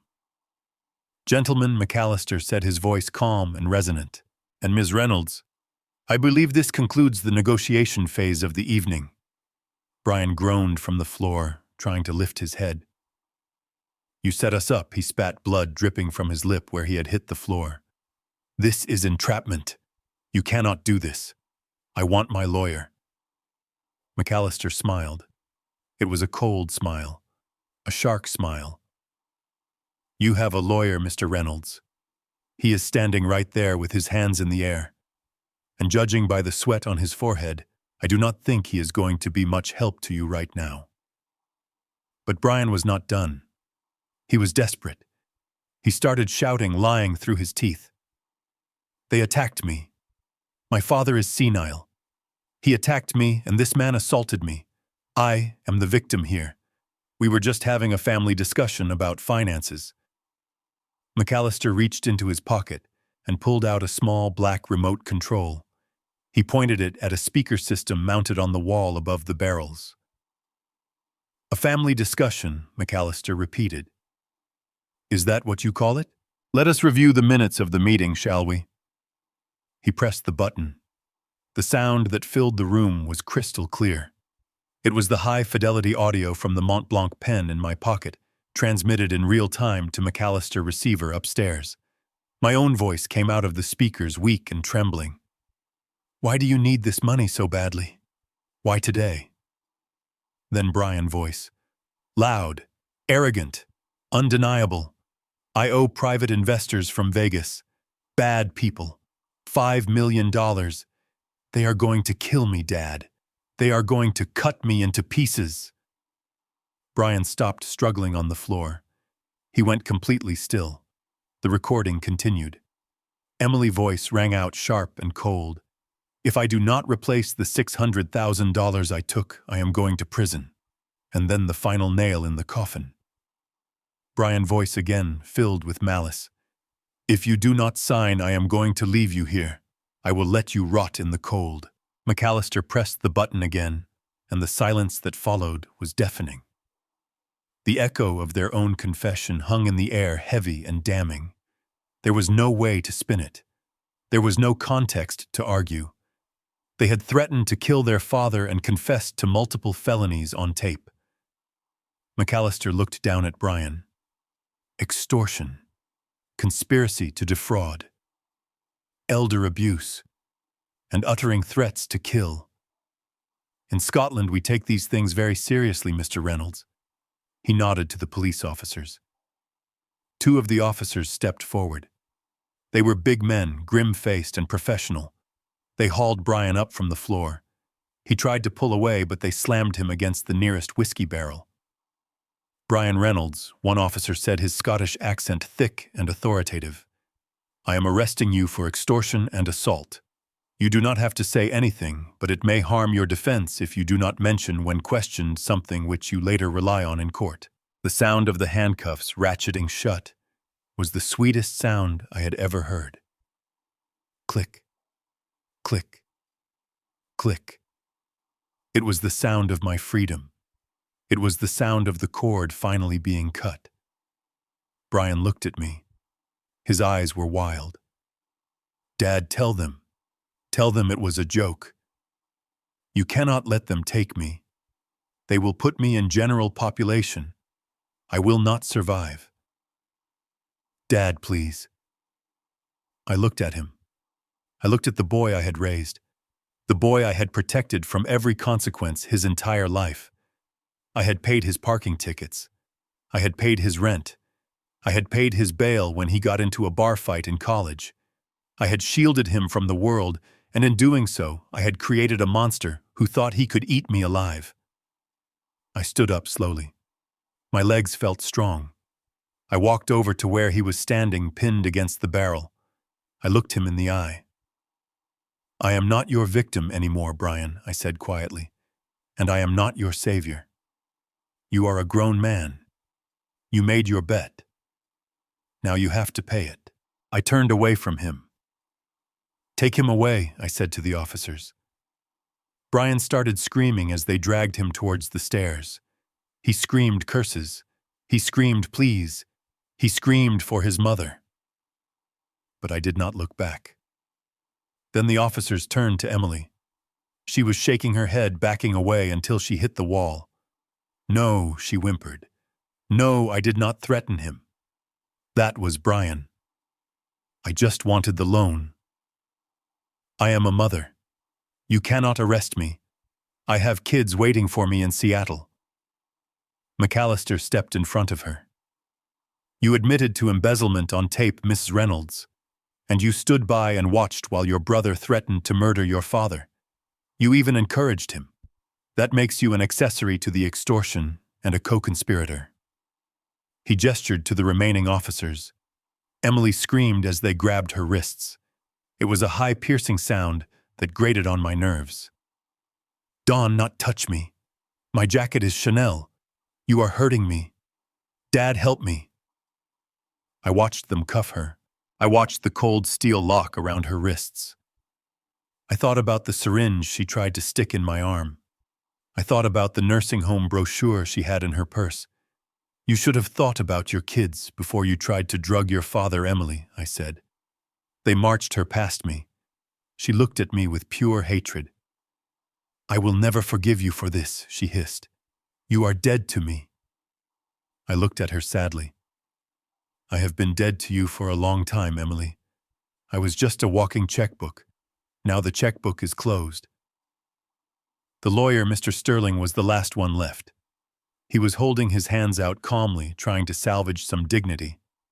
I demand to speak to the American consulate, he said, his voice trembling slightly. McAllister laughed. Oh, do not worry. We will call them. I am sure the American Bar Association will be very interested to hear how you helped your clients plan a hostile takeover of a vulnerable senior citizen estate. I imagine you will be disbarred before your plane lands. The police led him away. I stood alone in the center of the cellar with McAllister and Angus. The noise of the struggle faded as they dragged my children up the stairs. The silence returned to the room. But it was not heavy anymore. It was light. It was clean. McAllister walked over to the barrel where the bottle of 1985 whiskey was still sitting. He picked up the glass I had smashed earlier and sighed. Then he found a clean glass on the shelf. He poured a generous measure of the amber liquid. He handed it to me. Your wife told me you were a patient man, Jack McAllister said. She said you would wait until the very last second to strike. She was right. I took the glass. My hand was steady now. She also told me to give you this, McAllister said, reaching into his pocket. He pulled out a small velvet box. Inside was a simple silver key, much smaller than the brass one. What is this? I asked. McAllister smiled, pointing to a small metal safe box welded to the back of the steel rack behind cask number 1. The final piece of the puzzle, he said. She said you would need it after the storm passed. I walked over to the box. I inserted the silver key. I turned it. Inside was a single VHS tape labeled simply for Jack. I looked at McAllister. We have a video player in the library, he said. I nodded. I downed the whiskey in one gulp, feeling the fire burn away the cold feeling of seeing my children in handcuffs. Let us go, I said. I want to hear what she has to say. I followed him up the stairs, leaving the $30 million in the dark. I did not care about the money right then. I just wanted to see my wife one last time. McAllister held up a hand to the police officers, signaling them to pause. The heavy oak doors at the top of the stairs were open, ready to swallow my children into the justice system. But there was one final piece of business to attend to. One final truth that needed to be spoken aloud, not for the court record, but for the soul of this family. Wait, McAllister said, his voice commanding the room. Before you take them away, there is a document they need to hear. It is the addendum to Catherine Reynolds' last will and testament.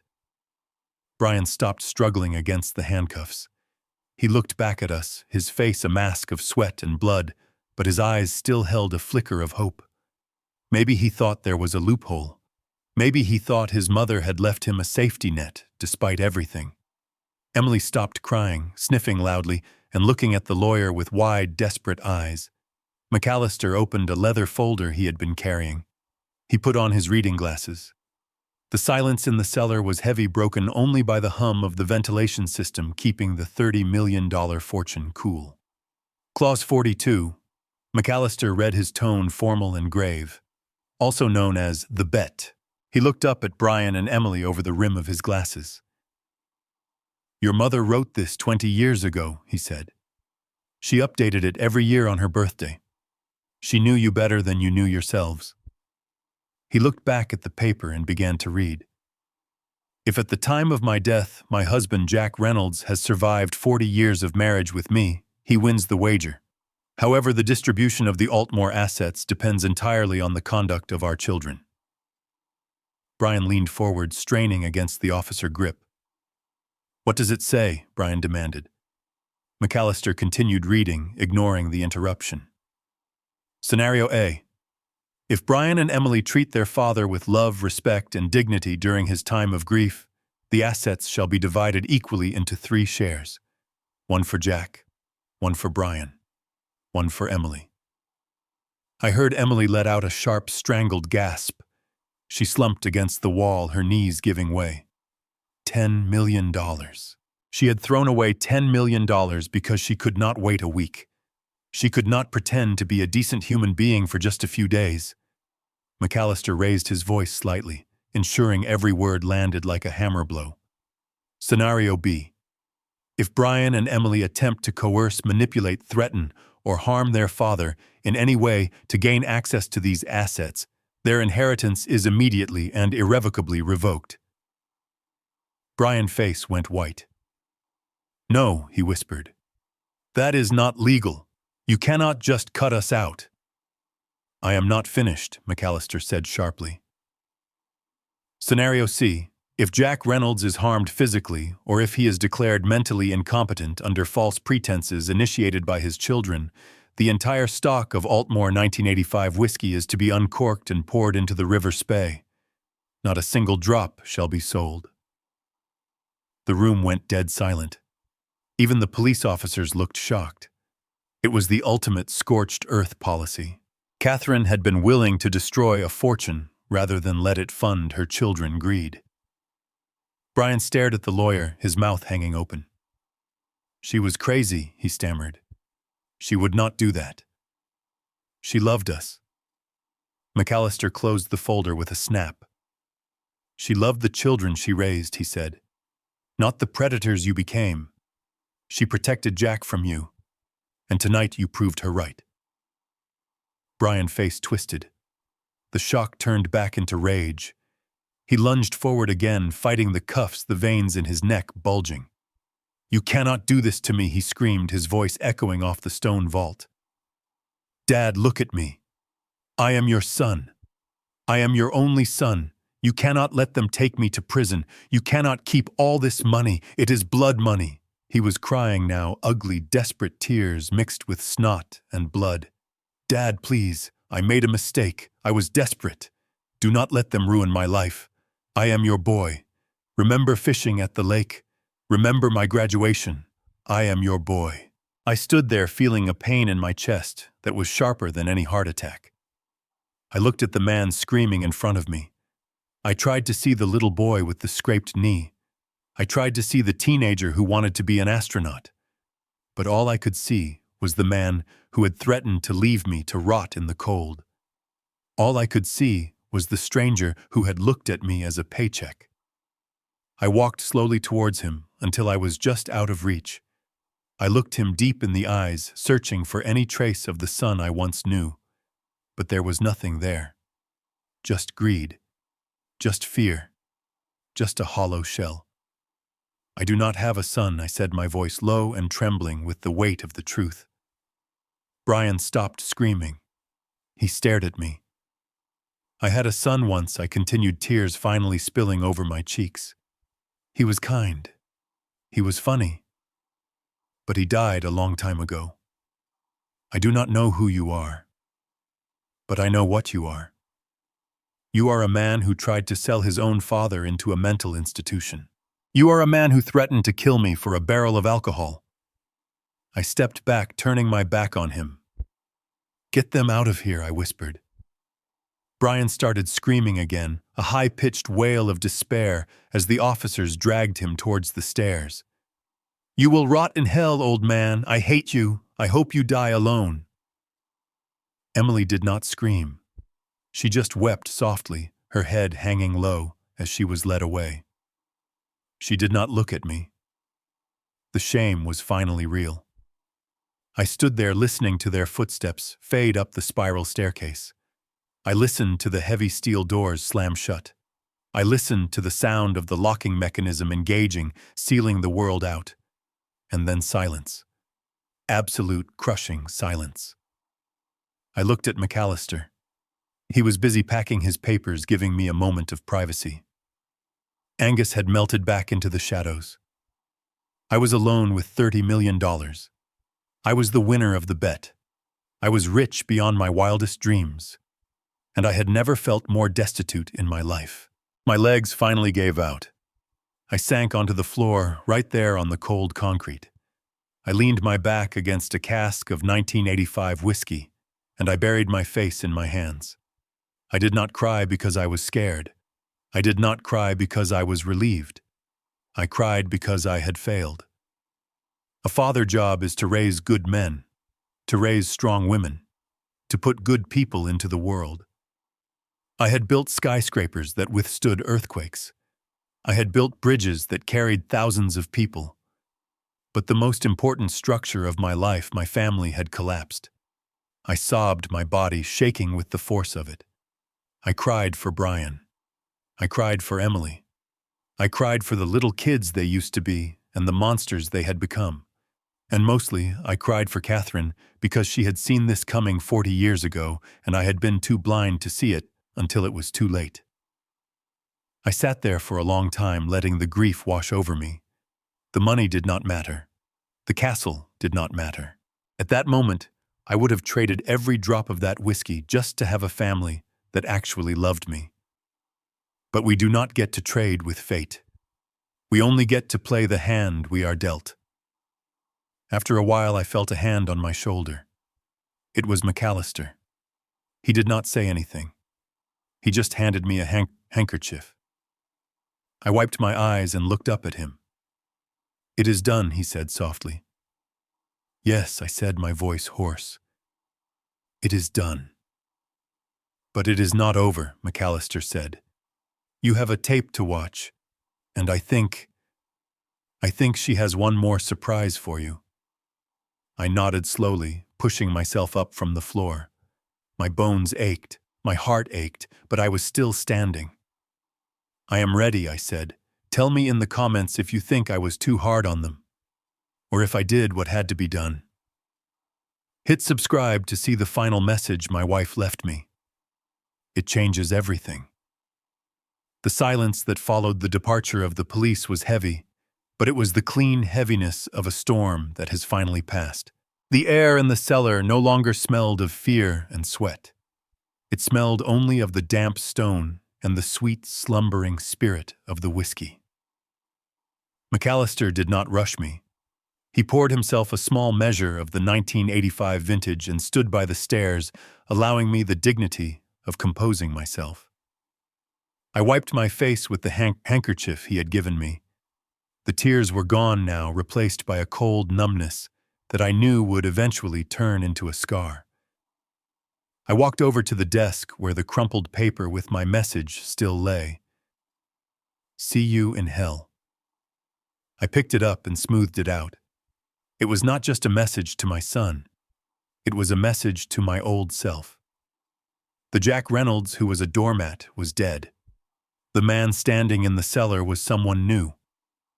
McAllister placed a fresh stack of documents on the desk. These were different from the ones Brian had tried to force me to sign.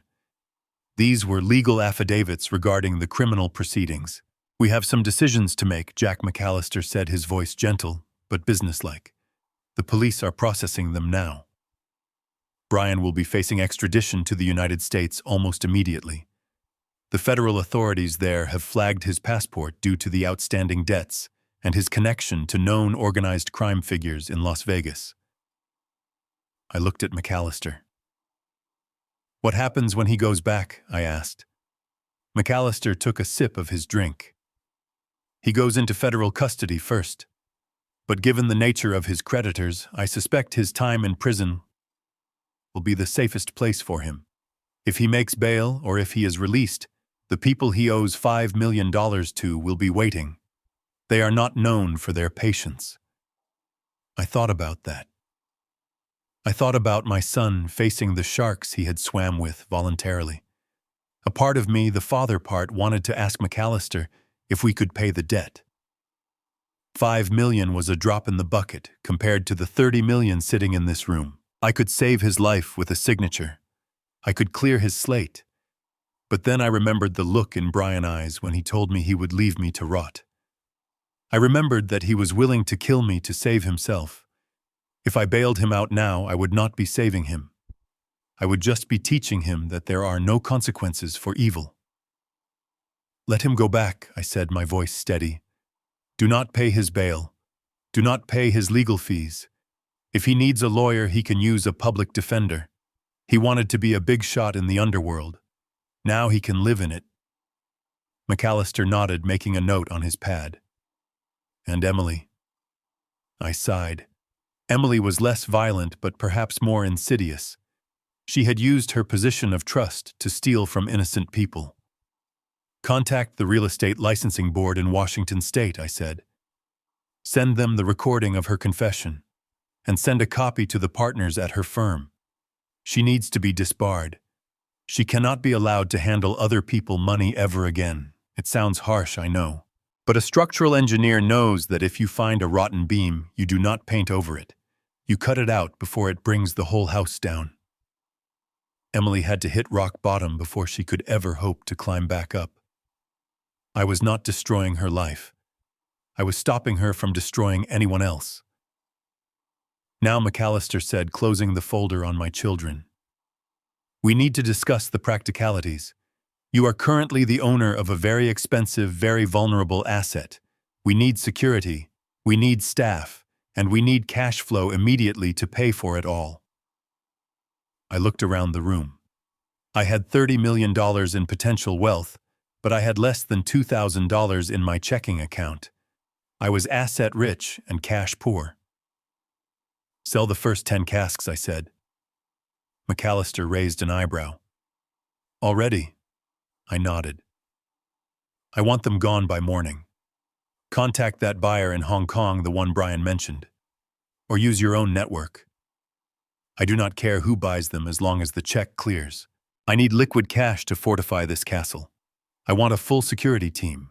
I want cameras on every corner. I want a new gate. And I want this cellar sealed so tight that even a ghost could not get in without a code. McAllister smiled. You are thinking like a businessman, Jack. Catherine would be proud. He made a phone call right there in the cellar. He spoke in rapid-fire legal jargon mixed with numbers. Within 20 minutes, he hung up.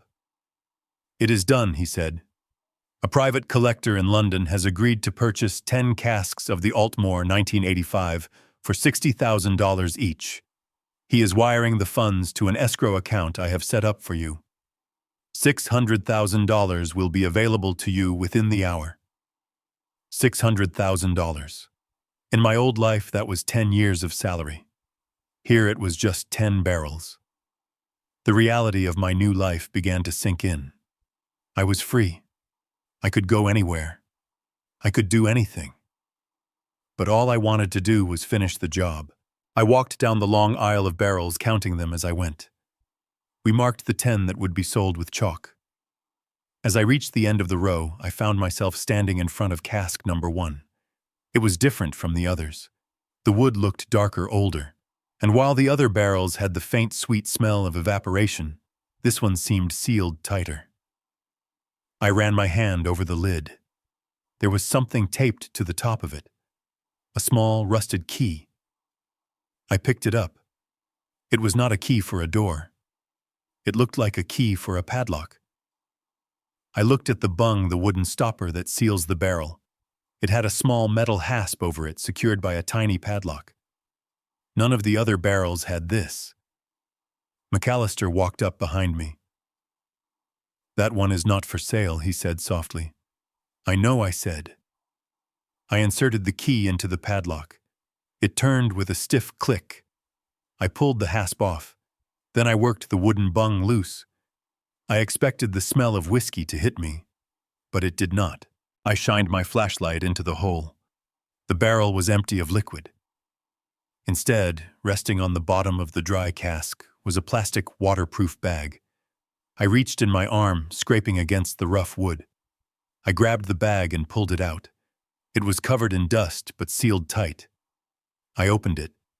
Inside was not money. It was not documents. It was a VHS tape. I held it up to the light. The label was handwritten in Catherine distinctive script. The ink was faded but legible. For Jack. "Watch me when you win." I felt a lump form in my throat. A VHS tape. It made perfect sense. In 1985, this was the cutting edge of technology. She had recorded this 40 years ago. She had placed it in this barrel, sealed it up, and waited. She had waited a lifetime for me to find it. I looked at the tape in my hands. It felt heavy, not with weight, but with significance. This was her final voice, her final instruction. McAllister cleared his throat. "There is a VCR in the library upstairs," he said. "I kept it in working order. She told me to make sure of that." I clutched the tape to my chest. I felt a sudden wave of nervousness. I had faced my children. I had faced the police. I had faced the loss of my family. But facing Catherine's voice from beyond the grave felt like the hardest thing yet. What if she was disappointed in me? What if she had known I would hesitate? But then I remembered the note. "Watch me when you win." I had won. I had survived the trap. I had protected the legacy. I turned to McAllister. "Let us go upstairs," I said. "I want to hear what she has to say." We walked out of the cellar, leaving the millions of dollars behind in the dark. As we climbed the spiral staircase, I held the tape tight. I did not know what was on it, but I knew one thing. It was going to be the truth. And after a lifetime of lies, the truth was the only thing I was hungry for. Tell me in the comments if you still own a VCR or if you remember watching movies on tape. Hit like and subscribe because the final message from Catherine is going to reveal a secret that changes the meaning of the entire bet. You do not want to miss the end of this story. The VCR hummed with a mechanical whir that sounded like a time machine powering up. It was a sound I had not heard in decades. I sat in the leather armchair in the library, my hands gripping the armrests so tightly that the leather creaked. McAllister stood by the window giving me space, but I could feel his presence like a silent guardian. The television screen crackled with static, a blizzard of black and white noise that danced for a few seconds before stabilizing into a picture that stole the air right out of my lungs. There she was. Catherine. But it was not the Catherine I had buried last week. This was Catherine from 1985. She was wearing her wedding dress, the veil pushed back over her dark curls. Her face was unlined, her eyes bright with mischief and vitality. She was holding a glass of cheap champagne and sitting on the edge of a hotel bed. The timestamp in the corner of the screen blinked. June 15th, 1985. Our wedding night.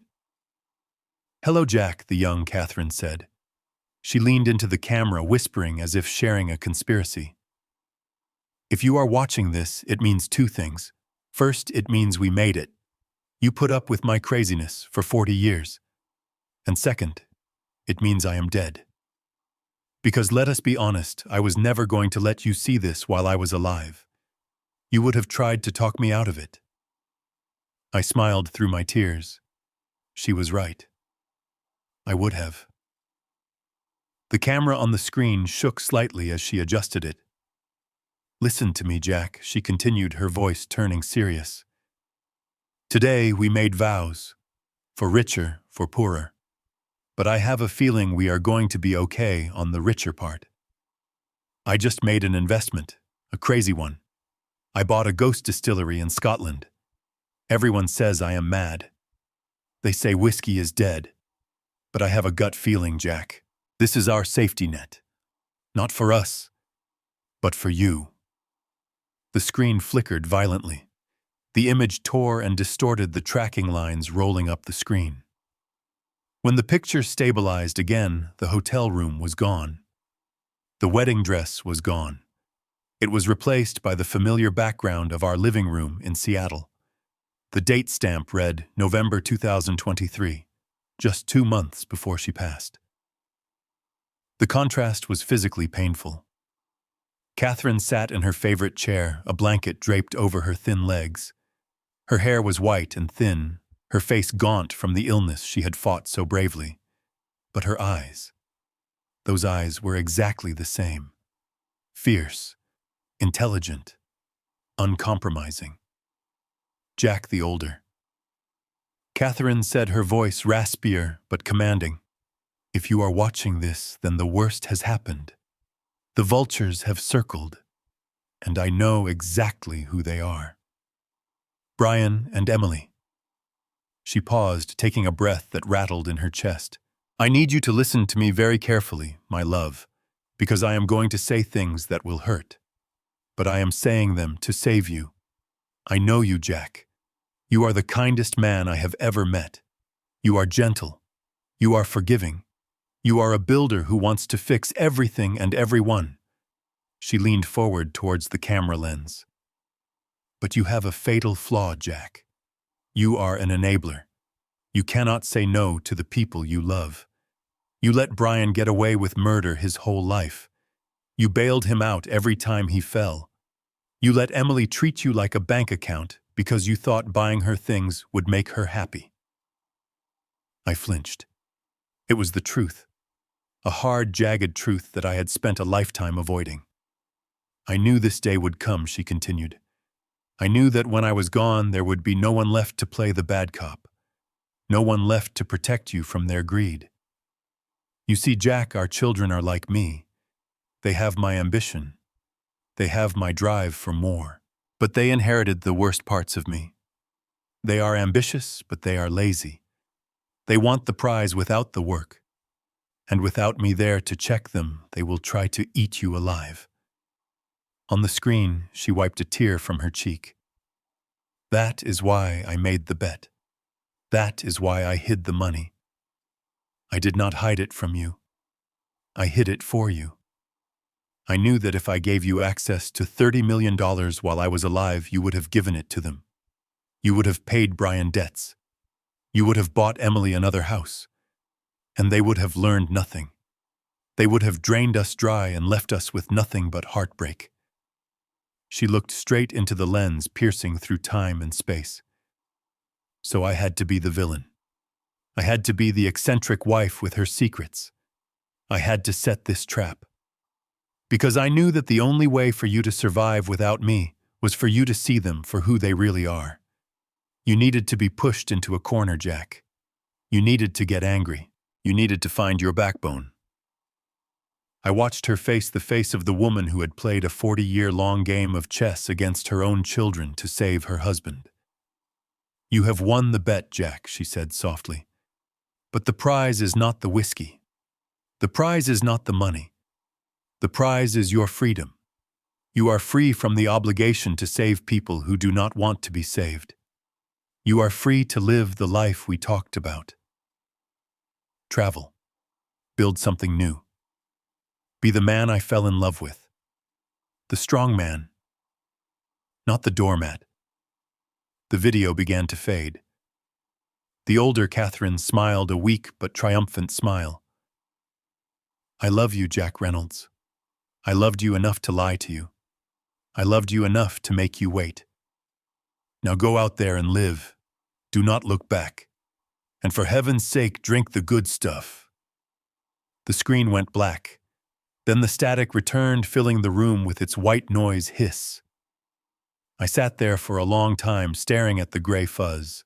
The silence in the room was absolute, but inside my head, the storm had finally cleared. I understood it all now. Every argument we had about money. Every time she refused to help Brian. Every time she scolded me for spoiling Emily.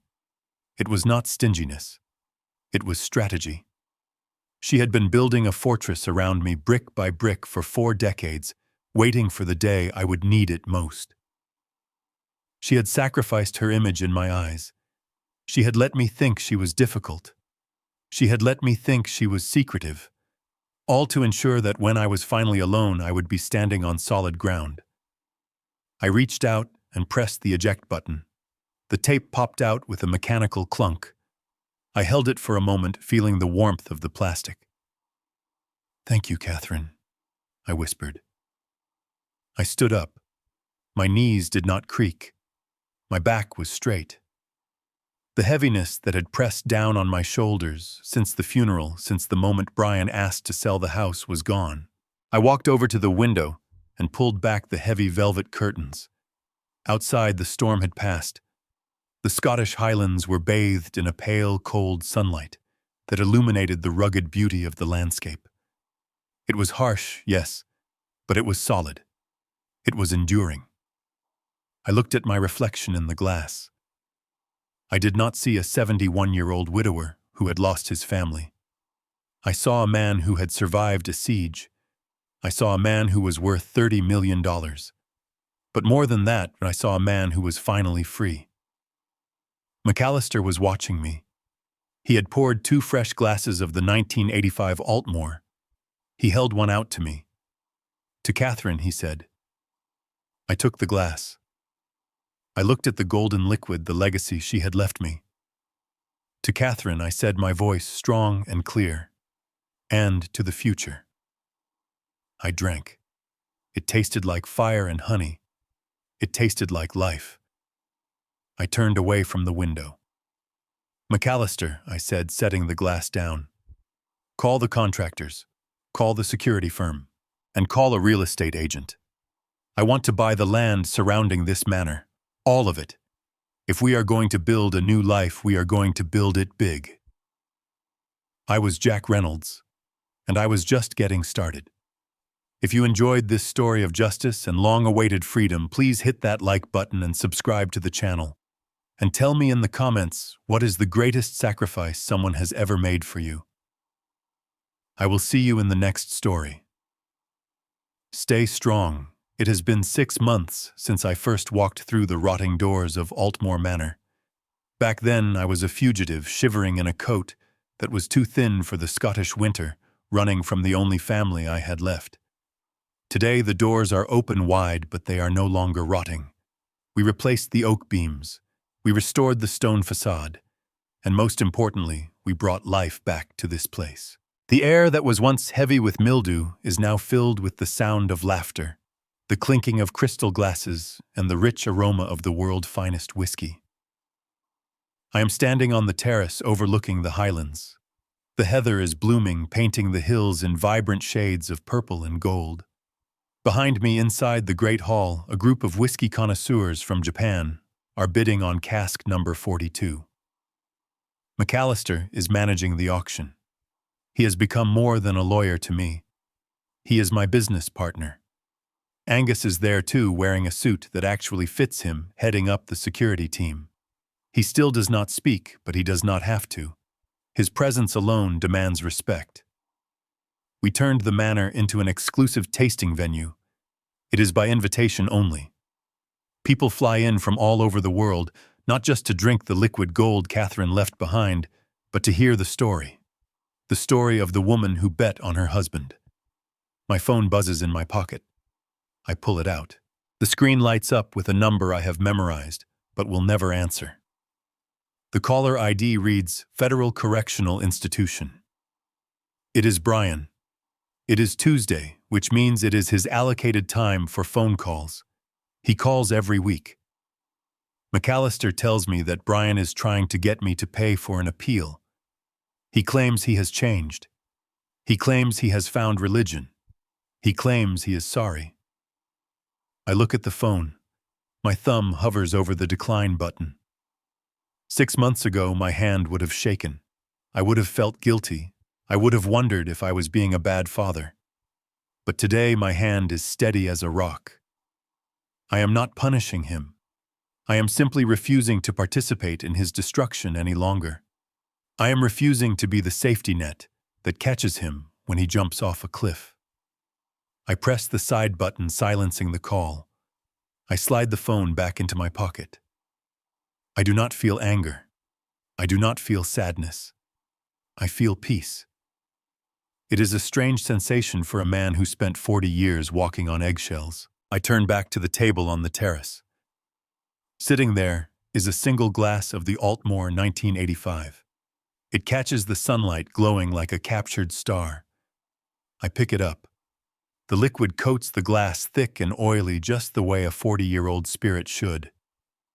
I think about Emily. The last I heard, she was working as a receptionist at a dental clinic in Ohio, living in a small apartment. She lost her real estate license. She lost her Porsche. She lost her status. But McAllister tells me she is actually paying her own bills for the first time in her life.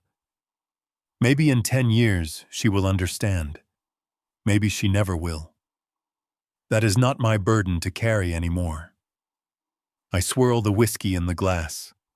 I look out at the horizon where the rugged mountains meet the sky. I used to think that building skyscrapers was my legacy.